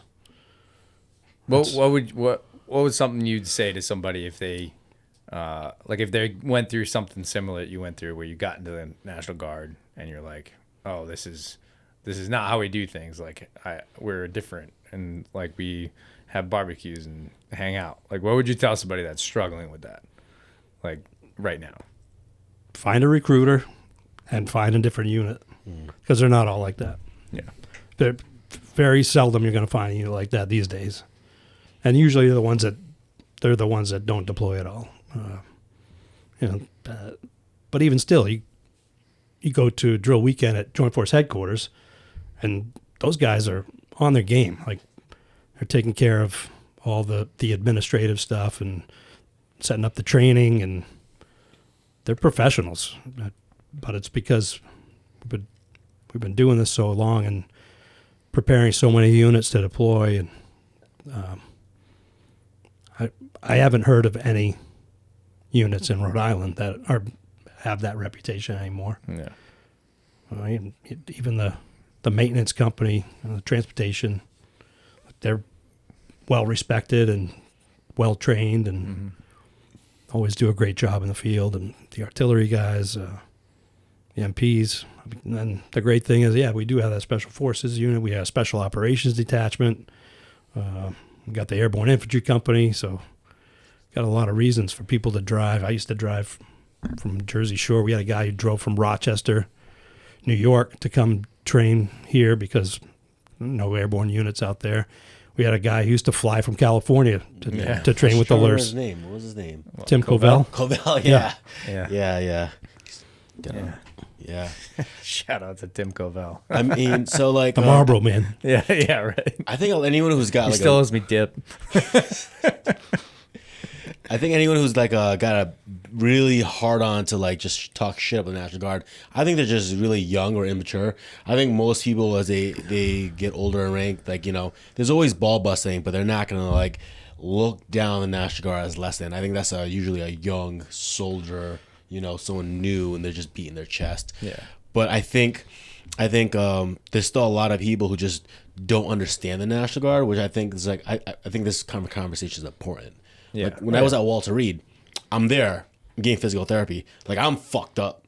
In a room, people fucked up, and I'm talking to the girl next to me, and like she didn't mean any disrespect. She was just having a conversation, and she was like, "Oh, you're in the National Guard?" I was like, "Yeah, yeah." And she was like, "Oh, I thought only people join the National Guard if they're trying to like, you know, avoid the war." I didn't even know how to respond to that. I'm just like, what makes? Because those are the stories their parents used to tell about Yeah. Right. trying to get out of Vietnam and stuff like that. But it's so different now. But those stories perpetuate. If they're uneducated and they don't know what it's really like, they're just going to listen to the people who don't know anything about it. Just like Bill. They've got their own opinions. Yeah. Just like Bill, the National Guard's not really the military. So yeah, I think this is why I kind of want to have this conversation, because I know you were active. You had your active duty experience and switching over to the Guard. Yeah. I mean, I'd love for like somebody like on active duty to like come to a drill, like even if they're not even in the Guard, like, and just be like, pick a unit, like come to the unit and like see what you think. Because like my experience with active duty guys, like when I'm, you know, going to schools or whatever it is, they're like, you did all this? Like I start telling stories, whatever. You did all this in the National Guard? Yeah. I was like, yeah, man. Like, dude, he's like, you went to like all those schools? Like, I was like, yeah, man. That's it. Like, Dude, I've met so many active duty guys, and they'd be like, "Yeah, I'm just like dying to get to airborne school." I'm just like, "Oh man, that sucks." yeah. I try and say it's like I'm sending everybody to airborne school like constantly. Like, and it's just like, yeah, it's pretty wild. And you get a good basis of people because you got active duty guys off of active duty, and you got dudes coming in the Guard, right? And then you have like a lot of things that helped us when we were overseas was like we had like, and this is something that, you know, people may have talked about, but like we had like a welder that was a welder by trade. Mm-hmm. He goes over to Afghanistan, like, and he's an infantryman, but like he's still a welder, so he's like welding turrets together and shit. Like it's stuff you're not gonna find on that outside. Or like diesel mechanic. Like we had a mechanic with us that wasn't a real like army mechanic, but like, you know, he was pretty helpful on deployment. Yeah. Like because we were self-sufficient to an extent. And you have all these people that like, you know, carpenters or whatever that you can use in different aspects of things. Even the cop thing, like guys that are cops and like have worked in like inner cities, and you go to Afghanistan, it's like, oh, you're dealing with the same kind of shit that you were dealing with then. And they have a different aspect on the way they do things rather than the active duty where it's kind of like the same thing all the time to an extent. 18-year-old kid, and that's all you know is what you were showed. Yeah, and you have guys that have experience, like life experience, that like can give a little bit a different perspective to things. And that's probably one of the most biggest benefits from the Guard is like when you have somebody like a place to deploy, like you're deploying. I mean, just specifically thinking about Afghanistan, right? You had people that had a lot of skills and talents that you wouldn't find anywhere else. Like especially in an active duty unit, you would be able to and use those skills, which it worked out pretty good in Afghanistan. So yeah, that's a solid pro. You would find in a Guard unit, it's so many people multi-talented, and that's just because they're allowed to live their civilian lives and have degrees and then join and serve. Yeah. Luckily, the LURS had no medic positions when we went over there, but luckily, a couple of the infantry guys were EMTs on the outside, so they were our medics in the field. Yeah. And they'd be there to screen guys after getting hit and or TBIs and patching up civilians, and it was great to have them. Same thing with the guy we had in Afghanistan was what was his name? He was a carpenter, but he was building chairs. We had a 50 and a Mark 19 on our rooftop, on our fob, and there was no cover or anything. So he went up there and put together a frame to put camo netting up, and built chairs for sitting up there overnight and pulling tower guard, and building boxes and stuff to store things in, and fixing the bee huts when they were broken. It's like so great that you had these guys who had those skills on the outside, because normally you'd have to find an engineer unit and like, hey, can you guys come over and help us out? And we got our own. Like, he's an infantry guy, but he's building all this stuff for us, and it's just so great to have that diversity within a guard unit. And then I was a musician, got hooked up with this. Our PA was a musician, and we just put together a little. We'd play once a month out in front of our.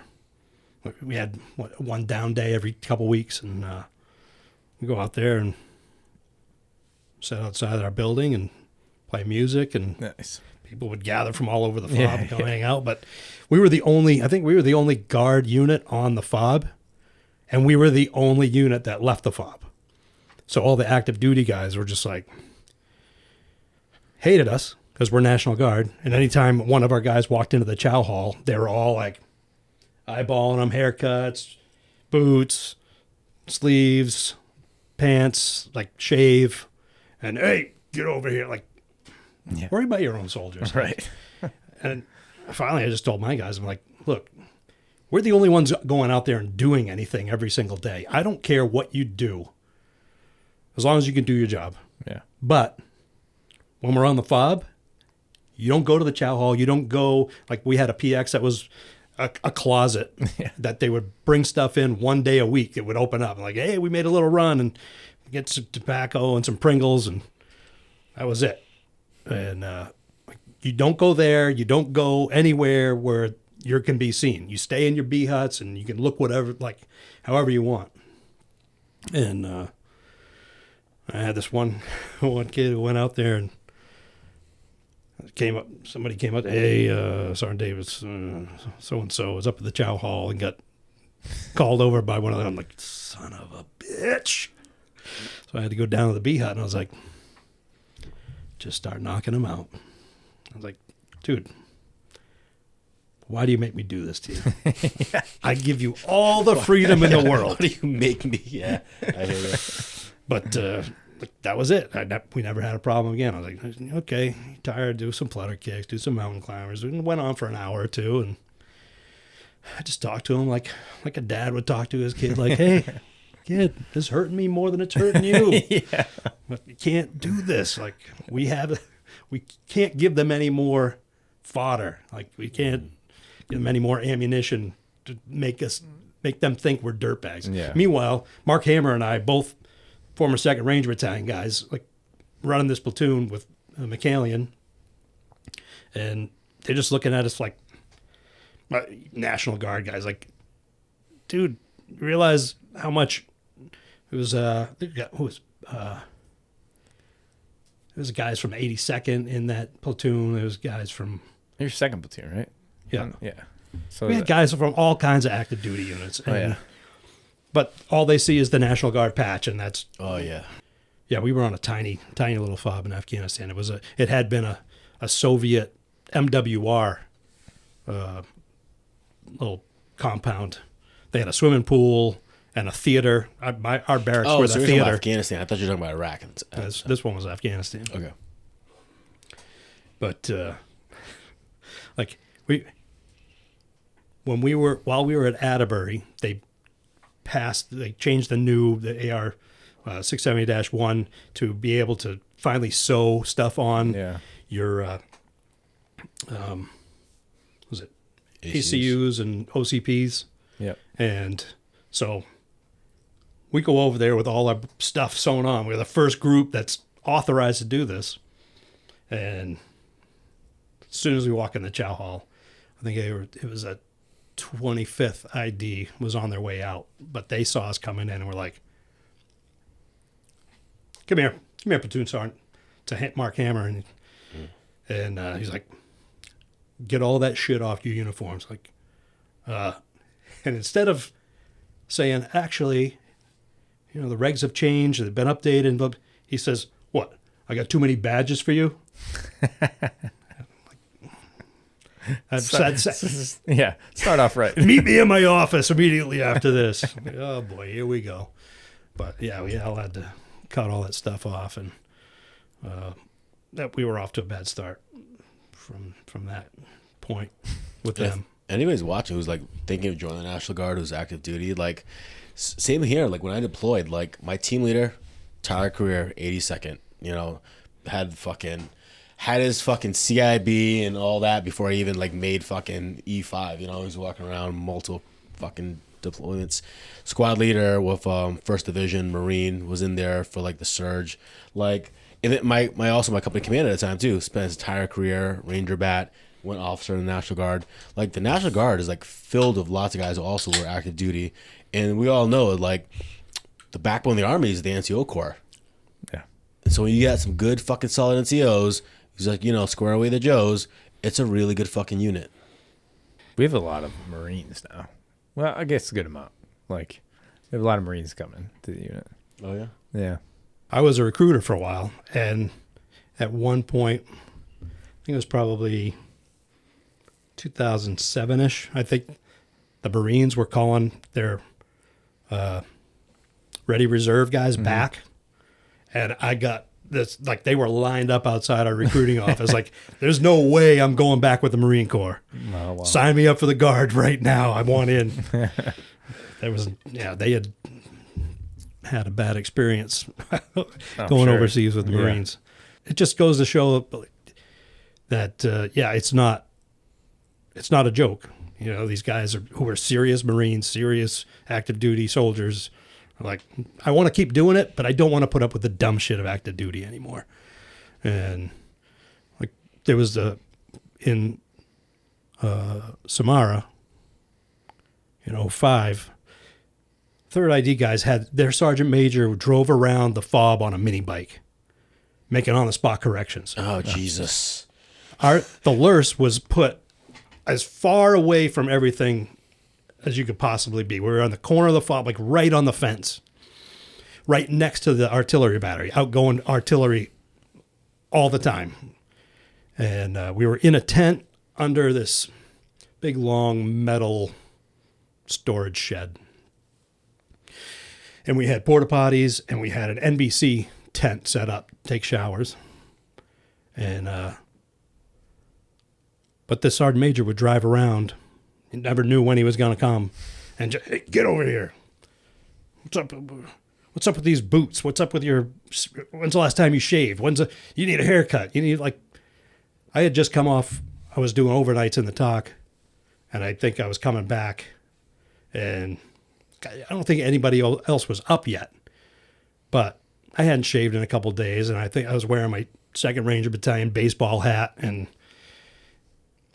he stopped as I was coming out of the porta potty. He's like, "Is that some fucked up thing from Ohio I've never heard about? Like, what's this get up?" And I was like, "Roger that, Sergeant Major. I'll take care of it right away." He drove off and went about my business. Like, we don't even see anybody else. Your soldiers don't even see us down here. Mm-hmm. We drive past them on our way out to do our LURS missions, and that's it. Like, we're not tainting your soldiers. And these guys, like, I think one of the guys mentioned, maybe it was Nolan. He was our detachment sergeant at the time. He said he went up there to the TOC, and they were having a discussion, and this 3rd ID sergeant major was like, "Well, how come we can't get? Nobody wants to re-enlist. What's going on?" Like, no shit. You run around here freaking cracking the whip like IG inspections and measuring your sideburns, and like, come on, dude, lighten up. These guys we're out the wire every day. Like, we're taking incoming. We're like, IEDs are going off.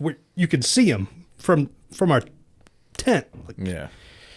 And all he cared about was, there was another sergeant major on danger in the middle of Tikrit, who, our guys, whenever we moved to a new area, we'd had to go down there to the MI and have them print out new maps for us. And some of the guys rolled through there one day, and Nate Deach, he was in a turret, and there was an MP with a radar gun with the sergeant major pulling people over as they're coming onto the fob. Like, you can tell that these guys never stepped off the fob ever once. And stop the guy. Your gunner isn't at name tape defilade. Like, you realize that's to keep them from being hit by a blast or an IED. Like, if you get IEDs on your fob, you got bigger problems than worrying about people speeding or not being a name tape defilade. But that's like, they had nothing better to do. Wow. Like, we're going to do uniform corrections and name tape defilade checks and speeding tickets. And like, dude, what the real priorities? How about... Yeah. You know what, hearing that makes you think of that quote, hurt people. So yeah, I mean, sometimes it's just ego, and if I gotta imagine if you're active duty, you just want to be a dick and just talk shit in National Guard. But I think because you're active duty for time, there's just so much more fuck games and nonstop bullshit. Well, yeah, because you're doing it 24/7. Right, that's what I'm saying. So it's like you're just taking out your anger on the National Guard. It's like if you're from some fucking unit where they gotta do fucking recall formations every 3 hours.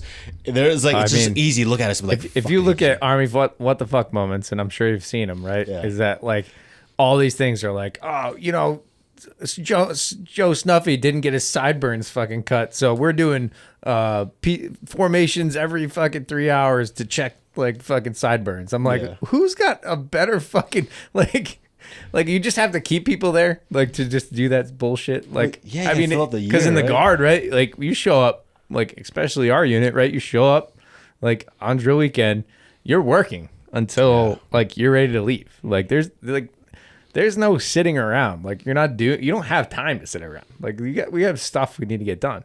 And then you go out, you do the thing, and then you get to like, and then we get everything done, right? And everything's like priority, right? You just like, all right, hey, we're going to the field. All right, let's do this, let's do that. Like, you get back, clean weapons, get the fuck out of there. Like, and it's like, I feel like there's just, like you said, there's so much time to like fuck with people.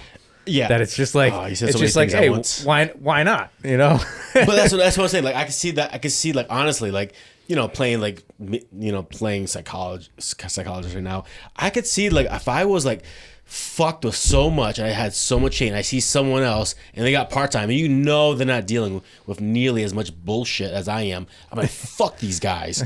They don't know what it's fucking like to like lose fucking pass on a weekend and all that kind of bullshit. Yeah. So I could definitely see that. Yeah, especially you roll up and you're like, oh, you went to all those schools? I mean, you're in the active duty. I mean, we still like, like soldiers still get smoked and shit, but like we just don't have the time for that shit. Yeah. It's like, all right, get the fuck up. We got shit to do. Yeah, and it's also like you're like, once you volunteer for the Guard, right? You're there. Like, and a lot of them join the specific units, right? So like, we have guys like show up to the unit, like they'll do like a trial one or whatever, and they're like, I want to be here. Like, and they do. They really do want to be there. Mm-hmm. Like, we're graduating hopefully a few jump masters this week. Like, it's a crazy thing. Like, you just don't realize that the Guard has that asset. So here's the thing: to play devil's advocate, right? I see your unit, very high speed. You guys do a lot of good shit. I have full confidence in your unit. Like, we were to like go in, because I saw you guys in Kosovo. If we had to go in and assault an objective, you guys would fucking get it done. I see the engineers. Those guys are keeping busy. Like, if we had to go fucking build a fucking town or whatever, they'd get it. Because I've been doing public affairs for like, God knows, like, I don't know, over a decade easy now. I've seen all the units, and I've seen drill weekends where it's just complete dog shit. I'm not gonna call the unit, I'm not gonna say exactly what they're doing, but fucking dog shit. Seeing Joes on their phones waiting for the next fucking task or hit time, whatever, and it drives me fucking insane because they want to be there, they want to learn some shit, but they're like literally like the best thing you have is like there's a fucking truck when the hood's up and like you're gonna like peek in and then like, all right, cool, and on to the next chalk. Like, and it's just like there's some shittier units versus better units, and I think it's the same thing in the Guard. There's more high speed units like your unit, constantly doing shit. There's not enough time. They're gonna get fucking hemmed up if they're holding people back. And then there's units in the guard, just as active duty, where they're more slower and you could hide and you could sham and you could like just not do shit. Yeah, I mean it's true, but I also feel like maybe even in the I'm certainly in the active duty space too. There's probably those units that you just show up and like barely do a thing and then go home. Oh like, yeah, but like it's I think I mean all in all you're gonna have great NCOs. You're gonna have terrible ones, and then you're gonna have like guys that just want to do the thing, and like yeah. But the cool thing about the guard is that you can kind of you can shop around really. Like if you like I tell all my guys and like as readiness, like a full-time readiness, and like guys, if you don't want to be here and you want to do something else, like I'll help you do something else. Like if you want to go fly helicopters, you want to go do this, you want to like I am more than happy on extending your career, like if for something you want to do. We have I think I want to say probably at least 5 guys now that like I was in the same unit with, right? And then now they're in the SF, like and full blown 18 series, right? And that it's just like it's what you want to do, and a lot of times with like with the guard, I think if you join and you just join to be there on the weekend and don't want anything from it, you're not going to get anything from it. Yeah, like you really aren't. Once you get to a unit that you really like, yeah, I mean, it is really independent upon yourself, because now you're like in the guard, right? You're not doing PT, right? You're not, or you're not like doing conventional PT where every 5 o'clock you got to show up. You have to be more disciplined than that, and you have to show up to drill ready to do the thing. Like we're not holding your hand. We're not like, hey, you get 05, we're doing this, and then we're doing PT, we're doing this, right? Every day. No, like if you show up on a weekend, you're sucking. Like you fucking suck. Like and it's like, hey dude, you might want to rethink your aspect here. Like it's like we don't have time to like like I mean I think why like that, I mean the active duty may think we're like having some issues with stuff is because we're not doing that. But like it's really independent on the soldier. It depends all on the soldier. Yeah. Right. So like and the leaders, right? If they're checking on their dudes and they show up and they're like, hey, I want to do this. I want to show up. I want to be the best. Like then they're going to do that. But I mean, you do have guys that show up and they're like, they're sucking ass every fucking drill. And then you're like, well, hey dude, like, I don't know, man, maybe this isn't for you. Like maybe you should join a different unit or something like that. Do you know how to play an instrument? Yeah. Yeah. Right. But that, I mean, and band is pretty good too. Yeah. But I mean, some of the guys we do have, and we've had them like move on, and they not be the PT studs, but they show up and they, like they're like, hey, like this is a little much for me, and then they go on and they do bigger and better things elsewhere. They're passing their PT test, right? But like it's not like it's a different mindset of, and you have that opportunity in the guard, right, to move on. Something you said made me think too, and not to play like a violin, but it is more difficult trying to like learn and grow and be a good soldier while having a civilian career. It just is when you have like only, and like it's doable. Obviously, you show up, you get good training the next month, the skills stack. But like you said, like when the soldier leaves, like you're not gonna see him. It's on them to like get in the gym and just take it upon themselves to like. Well, it's on the leaders to check in too. Yeah. So I mean, we show up for drill and like that's when you're talking to people, but like. It's when you have NCOs that really do care, and you have a team or a squad, and you're checking with them like once a week, or if they are having trouble with PT, you're like, hey, over this next month, like that we're not drilling, like send me, like we do a lot of guys will do like map my run or like whatever, like hey, send me your runs like for the next month or whatever, like, and hey, you have to do XYZ. And guys will do it if they want to succeed. But you're gonna have those guys that just don't want to. But I think it lends itself to be. You're not being told what to do every day. So like it is a little more difficult, but like it really falls down to that person. Like you take a little more initiative in yourself to do the things that you need to do. That's what it comes down to. Like if you can be your own man or woman, like and be an adult about it, like then we'll treat you like adults. Like that's kind of the biggest thing. But like if you're struggling and stuff like that and you're not doing what you need to do, then hey, maybe it's not for you, you know. To be a good leader and have longevity in the Guard, you have to care. Yeah. Like it just doesn't happen. Like you're saying, it's that's the hardest thing. Once I became a first sergeant, was dealing with section leaders who didn't want to put in the work.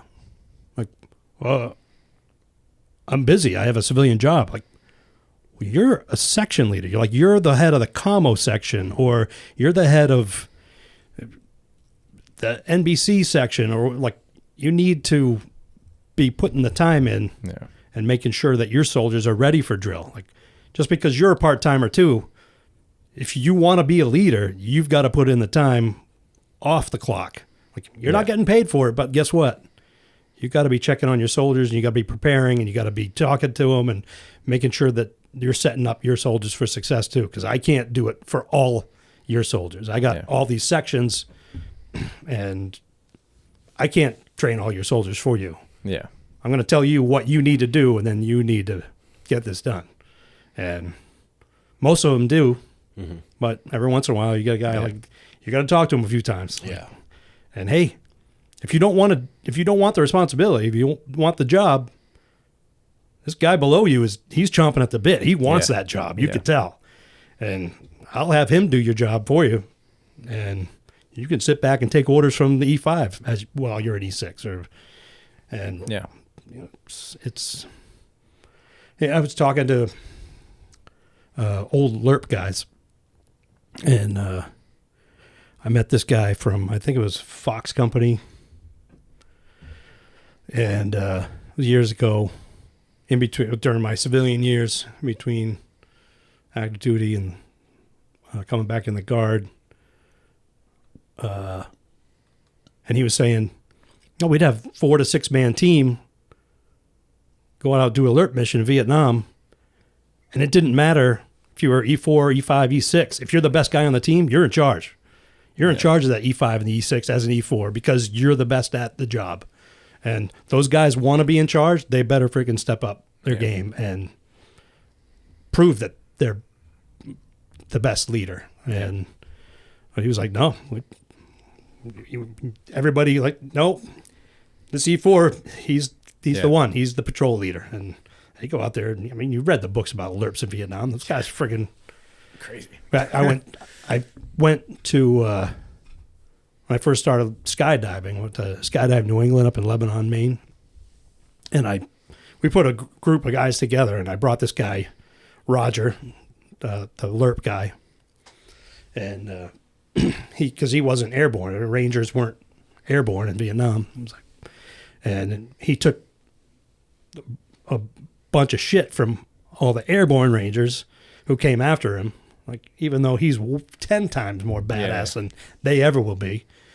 And, all right, I got to finally jump out of a plane. So, hey, why don't you come up, and a bunch of my friends, we're going to go do this thing. And we did all the ground training. It was accelerated free fall class, and spent all day doing, getting into your body position. You're on a sled, and they're moving you around. You're doing your body, you check your body position going out the door and all that stuff. And they finally got him out the door. And on your first jump, you jumped with your own parachute with 2 jump masters who held on to you on either side and made sure you got stable, make sure you're checking your altitude and weight, and make sure that you pull at the right altitude.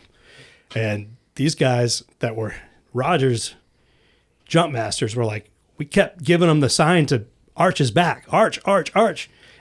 And like he wasn't doing it. So he was like super unstable and just flopping around like a potato chip. And they finally hit the ground. They're like, dude, what the? And he pulled his shirt up, and he was missing a chunk out of his back, like that big. Jesus. It's like, yeah, I Somebody tossed a grenade. I dove in front of it to save my buddies, and I'm missing this friggin' giant. I got no muscles in my lower back, so he couldn't arch. But they were just like, oh, okay, you get a pass. Yeah. Oh shit. And he was missing fingers. Like, That's crazy. He's badass. Yeah. I've got a piece of that. Same. Yeah. I have something I have to admit too. Sticking with the whole National Guard thing, when I first got in and I learned what the National Guard was, especially you graduate and they're like, yeah, you could go active duty or whatever. I felt less than a soldier than active duty. I did. I felt like we were beneath active duty, and I felt that way for a while. And my intent was to always go active duty, but I never did. And so the whole time I'm thinking I'm gonna go active duty anyways, and I just felt like we were beneath. And then I stayed in the Guard this whole time, and then at some point, like my brain switched over. I wasn't very cognizant of it, but it was definitely after this deployment and experiencing a National Guard unit fall underneath a National Guard unit, because I didn't even know that was possible, and just seeing so many random units from across the country come together and like function so well, and so like Texas has really good leaders and some high speed people, and we brought our own high speed individuals, and it's like I have full confidence and capabilities in the Rhode Island National Guard alone, but also like if we wanted to like just send a Guard unit to war, like I'm not gonna doubt their capabilities. Like I am. I think it has a lot to do with the skills though, because like you have guys that like they either work in like a corporate setting, like they work like as leaders somewhere like in a different aspect of life, that they have a different aspect when they when they go deploy or they go do something. Like that's why, I mean, from my experience, like when I was at airborne school, like I remember like all the guys being like, oh, like how are you here? Like what unit are you with? And I'm like telling them like I'm in the LURS unit, right? And they're like, what the hell's the LURS unit? Like where? Like I'm like, oh, I'm Rhode Island. Like just like hanging out. And he's like, they're like, oh, okay. Like, and then like a year later, like I had already been to Air Assault School and Pathfinder School and like all this stuff. And I'm just like, and like you go back to like a fucking BLC or whatever the hell I went to, ALC, and they're like, what the hell? Like, how did you, do all this? And it's like, I asked. Like, it's kind of crazy. Like, I feel like the schools that you can get and like the experiences you can have differ greatly from like an active duty. I don't know. I don't know if Rhode Island is special in that way, because I think the unit itself is pretty special. Unit's like, pretty special. Our unit's pretty special. Like, yeah. And we do a lot. We work hard on what we do. Yeah, and I can only really speak from like this unit, and like, I was in the SF for a little while, and then I was in aviation for all of like a month and a half or something like that. But just experiencing, actually, when I was working like doing M-Day stuff after Afghanistan, I went and worked at Electric Boat, and I worked there for almost 7 years. And then got an opportunity to go back on ADOS, and I was doing retention. So I was the retention NCO for the troop command. And that's when I had an experience to like actually go out and see the other units and how they kind of deal with things, how they like I would make it a point to like try and go to all the other units, or at least talk to guys offline. And there was a retention problem at the time, right? So it was like tough to keep people in, and I was like trying to figure out what that was. And it was like, and then when I would go to our unit, or even the 182 at the time, it would be like there's no real like you have a lot of follow through, so like you have a lot of throughput, right? So because infantry guys, right, typically like you go up to drill, like it's balls to the wall, like you're doing the thing, you're in the woods, and it is tough, right? So it's tough to do, especially coming off like a civilian career on a Friday or a Thursday. And then like you got to go back to work on Monday after not sleeping for 3 hours. Like you slept for a couple hours during the weekend.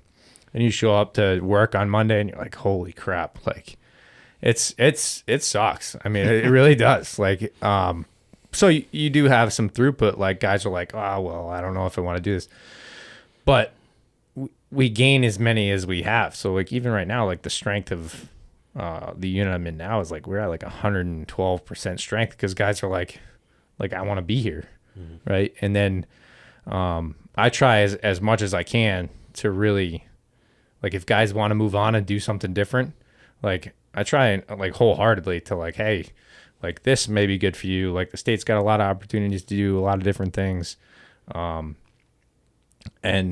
like from seeing the perspective of the other units, like there's so many things that the Guard has that you can't find like in an active duty piece. That's what I keep going back to, is that like you can transfer, you can go be a pilot, you can go be this, you can go be that. And it's kind of a little bit, it's very easy actually for the Guard, like the state to move people around.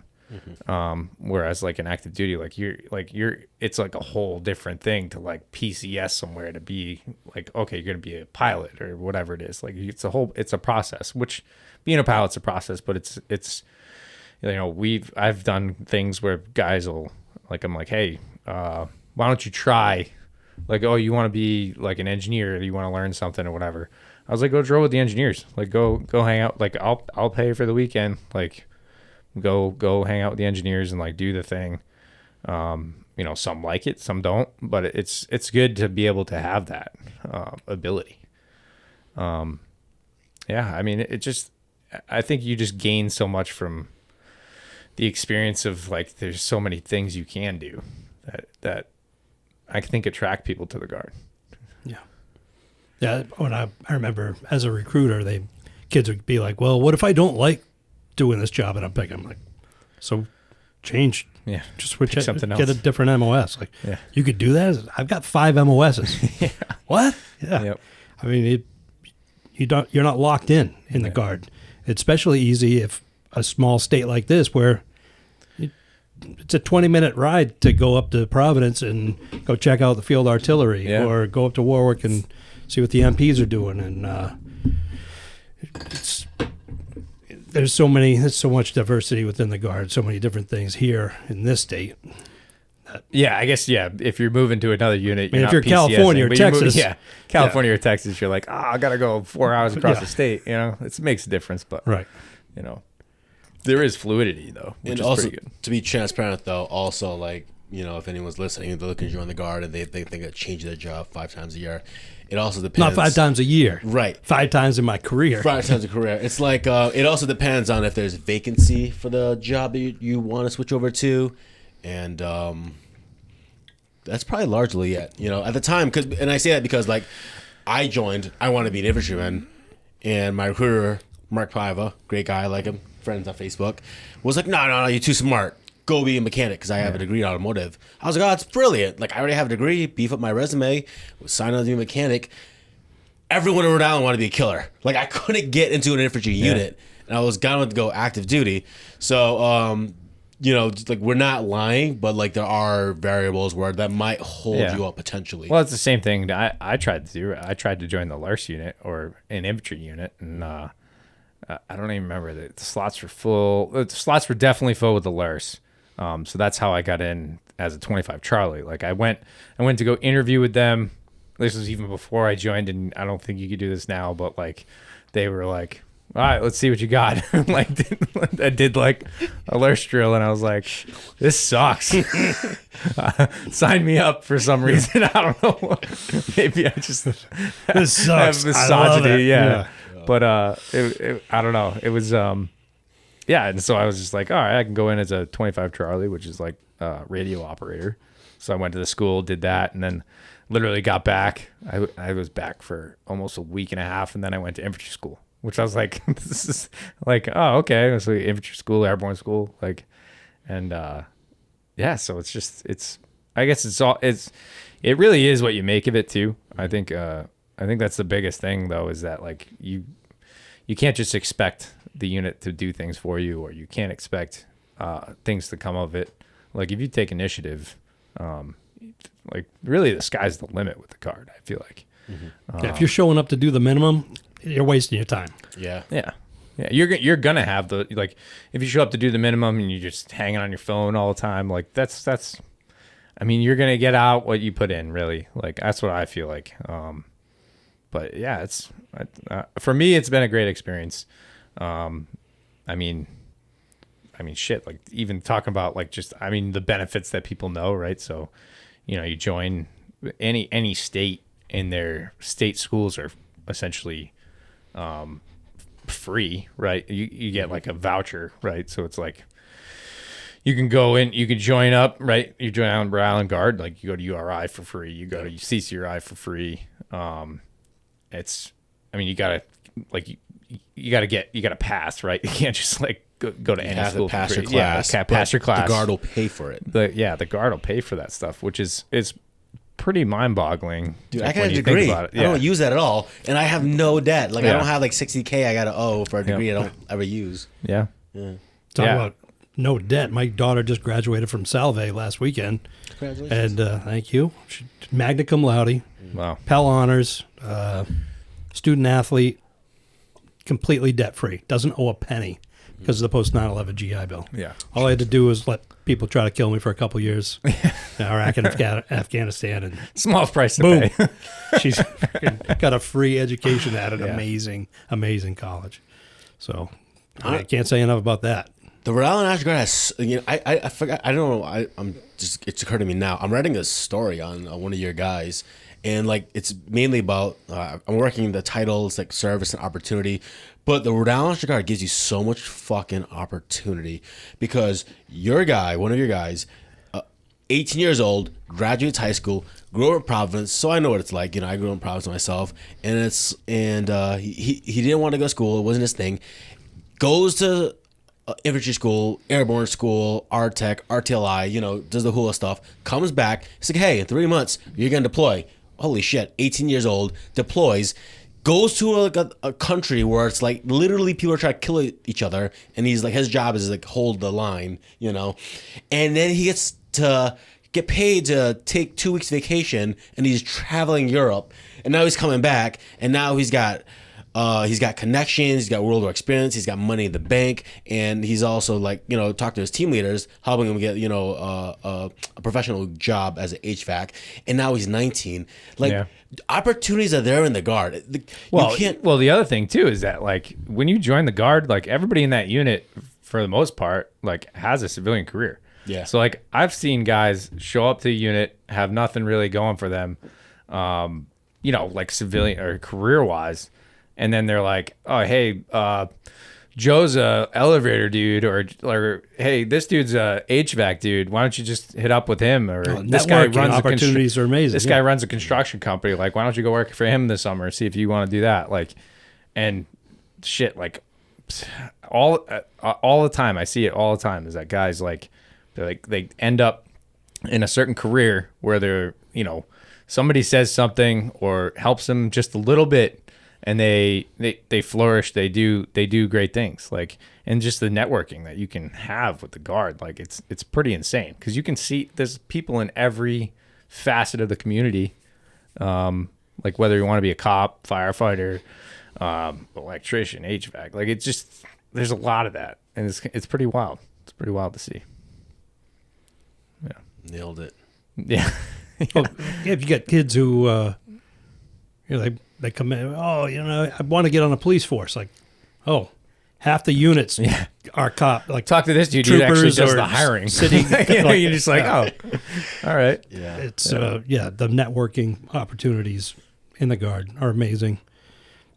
So I think it's just like active duty because I've known so many guys who active duty has its own opportunities. So many guys go in, they do the 3 years, they hate it, and they get out and they don't really have anything to show for it. They were just there. And it's the same thing with the Guard. Some people just, sign up, they show up, don't really do anything, and then they get out, and it's like, I don't really have anything. But it's like the opportunities are there. And like I have had so many experiences that like even other soldiers never experienced because, being in public affairs, there's certain jobs that, whatever. And it's like, I would never gotten that if it wasn't for the National Guard. So I owe it all to the National Guard. Yeah. Yeah. Even like almost dying, you know, aside from like almost dying, like that was a really good but you deployment. could talk about your thing, right? So Yeah. you joined, you joined a Rhode Island Guard, and then you hear of another Guard unit deploying, and you're like, all right, I like, want to go. I want to go. You know, So- fight Taliban with them, and they let me. So yeah, but like you can do that. Yeah. Like we have a dude now that was out with the unit for a long time. Like he's doing a tour to duty. I think he's on his like 3rd tour or something like that. Like in Germany, like, and he's just doing the title 10 thing, but like they liked him, so they kept him over there. Like he's got a whole pretty much career set up. Like he's got all these connections and stuff like that, and it's an experience for the, like, it's not really the Guard per se, but like it's getting you through that door and like putting your foot in the door and kind of getting you going. It's pretty wild. And here's an objective thought, and this is not, my intent is not to bash active duty, but it's, in some ways it's easier just to leave. 'Cause sometimes you should, for whatever your circumstances, just better leave your environment. But sometimes it's easier just to leave, and then like active duty is gonna take care of your housing and your job. Like you're not gonna get fired, you're gonna have another job, and then you're just gonna, for X amount of years, you're just gonna be good, you know. In a lot of ways, it's harder to like stay here and like make things happen. Well, because you have a stability, right? So you're in the active duty. Like you have a job. Yeah. You have Safety housing. net. You have food.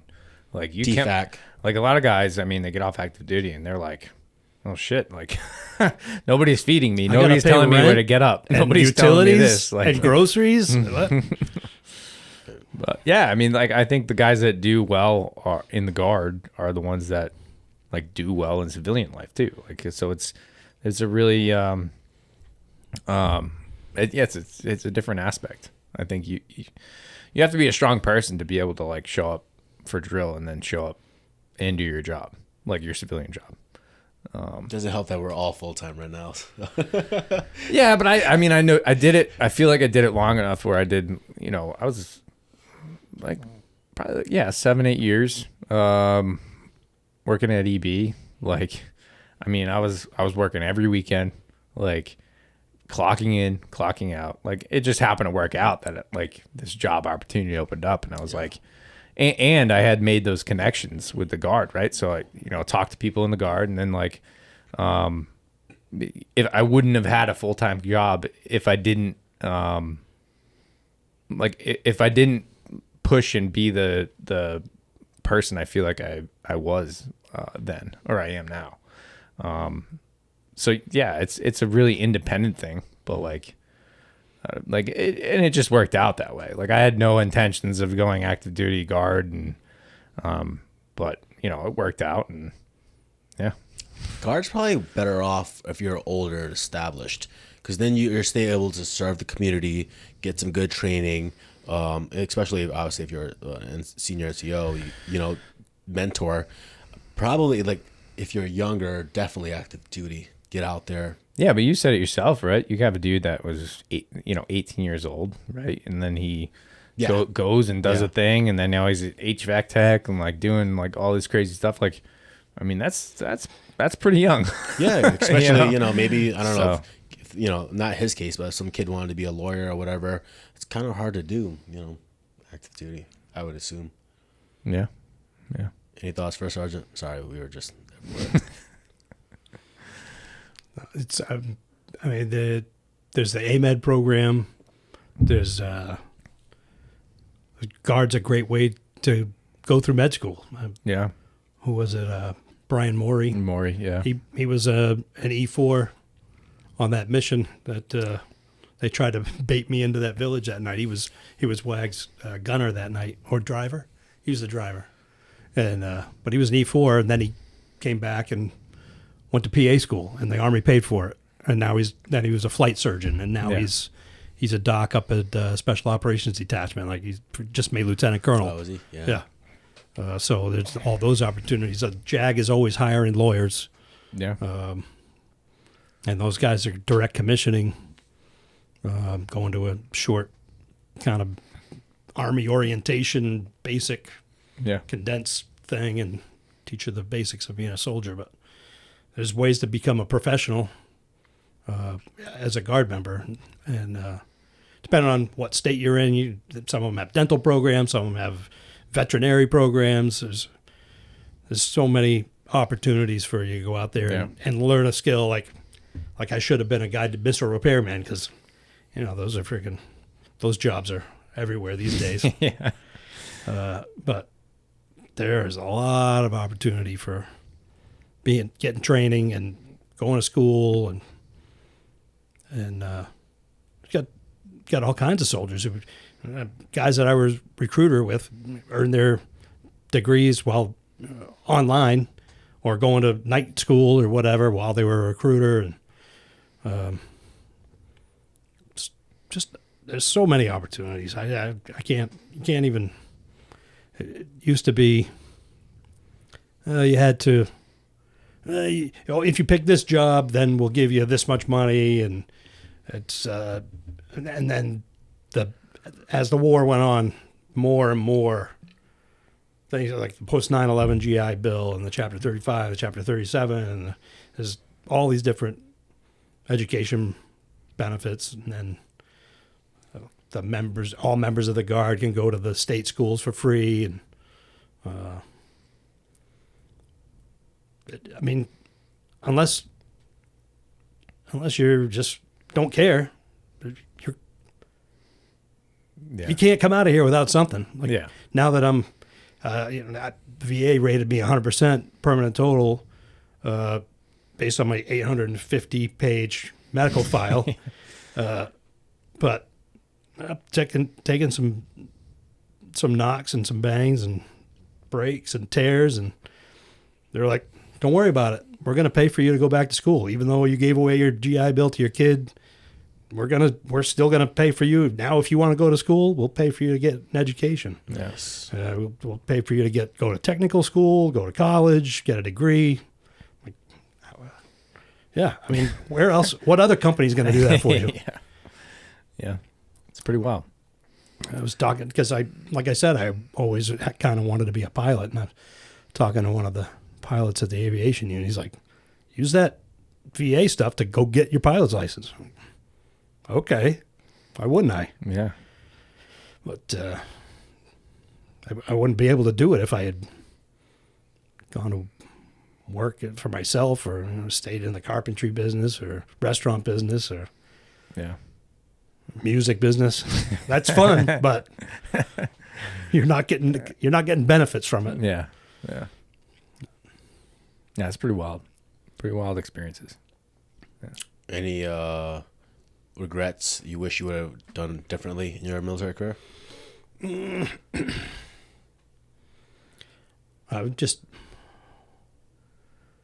think I was just telling the story over the weekend. There was one summer they used to do ROTC advanced camp out at Fort Lewis, and one summer I was teaching ROTC cadets on the OP to formulate a call for fire, call for it, adjust fire. They bring in a morning class and then an afternoon class. We did that. I think it was like 13 days on, 1 day off for the whole summer as they rotated these guys through. And one day I'm sitting there, and this full bird colonel sitting in my class. Didn't say a word, just sitting there paying attention. And we break for chow. He come back, new class comes in. He's sitting there amongst the cadets again. And and then at the end of the day, "Hey, good job, Sergeant Davis." The next day he comes back, he sits in again, and I'm like, what's going on here? Finally, at the end of it, he's like, "Hey, I'm Colonel so-and-so. I'm the commandant at New Mexico Military Institute. And I think you're an amazing instructor. You know your stuff. You're extremely professional. I want you to come to NEMI and run my Ranger Challenge team and be an instructor there." And I was like, okay. On active duty, that would be my job, is teaching at a college, military academy. But so we talked about it throughout the next couple of weeks, but then he hit me with the I want you to do that for a few years, and then I want you to enroll and become a commissioned officer. And I was like, nope. No, I'd never never wanted to do that. I've always just liked being on the ground with the Joes, and leading from the front, not from a desk or from in the rear somewhere. No, I appreciate it, but and then I was like, I could have gone and just been like, yeah, I don't want to. I don't want to enroll. I don't want to be an officer, and at least gotten the experience of. But oh well. And then I always, when I was at Second Bat, it was every year they'd come around and SF would be trying to poach. Yeah. Oh, yeah. But at the same time, we'd go run around Fort Lewis and we'd run down by First Group's barracks and yell about prima donna hippies, wannabes. And so we were raised from privates. Like, you don't want to be them. They got no discipline. They got freaking hippies. But that would have been good. A lot of the best leaders we had ended up going to SF, and some of my friends ended up going to Delta, and there were so many opportunities. Once you get in that special operations family, but lots of good training, lots of great opportunities, lots of shoulda, coulda, wouldas. Yeah. But I'd do it. I mean, if I could do it all over again, I would do it all over again, and then take it a little bit further, probably, and maybe stayed in instead of getting out. I remember sitting on the airfield in Samara with Jim Georgie. He was my roommate over there, and I looked at the calendar, looked at the date, and I was like, oh, today marks my 20 years from when I first enlisted. I would have been retired 20 years today. And here I am sitting on a freaking some shithole freaking east of Samara. Oh, man. But, oh, well. Well, you're here now. Yeah. Well, for our Sergeant, I guess we're wrapping it up, right? Yeah. I mean, I just have to say, like, I mean, congratulations. It's well-deserved retirement. And hope you go on and do bigger, better things. We'll see. Yeah. And then obviously we're gonna share. I'm gonna share this on YouTube. You know, I'll probably share on Facebook, and people could have the link. That being said, Facebook's a small world. If you want, got this camera, you got anything you want to say to anybody in the ring? Closing it out. Sorry, put him on the spot there. Wow. Yeah, that's a good one. We didn't say anything about the Air Guard. I don't know enough about it. Yeah, So the Air Guard's cool. Yeah, I have no idea They're- anything about the Air Guard, but yeah. I it's wasn't part of Rhode Island. I wasn't so- trying to knock them. They're No, I know. I was just thinking about it. I was like, They have all the money and all the good stuff. You know, we can do that next time. We'll do the recruiters job. Yeah, find an Air Guard. we'll bring one. an Air Guard and be like, why should I go? And then they'll get an officer. Be like, why should we go officer? Yeah, get an officer. All right, but yeah, do you have anything you want to close out with, First Sergeant? I mean, I appreciate you having me here. I appreciate the years I've had in the Guard and all the great people I've met. Missions, soldiers. It's been pretty awesome. I wouldn't mind coming back maybe sometime and share you some of my First Sergeant's leadership commandments and things that I learned along the way. Maybe do some of that one time. Definitely. Yeah. I've given that class a couple times to the guys over at Aviation.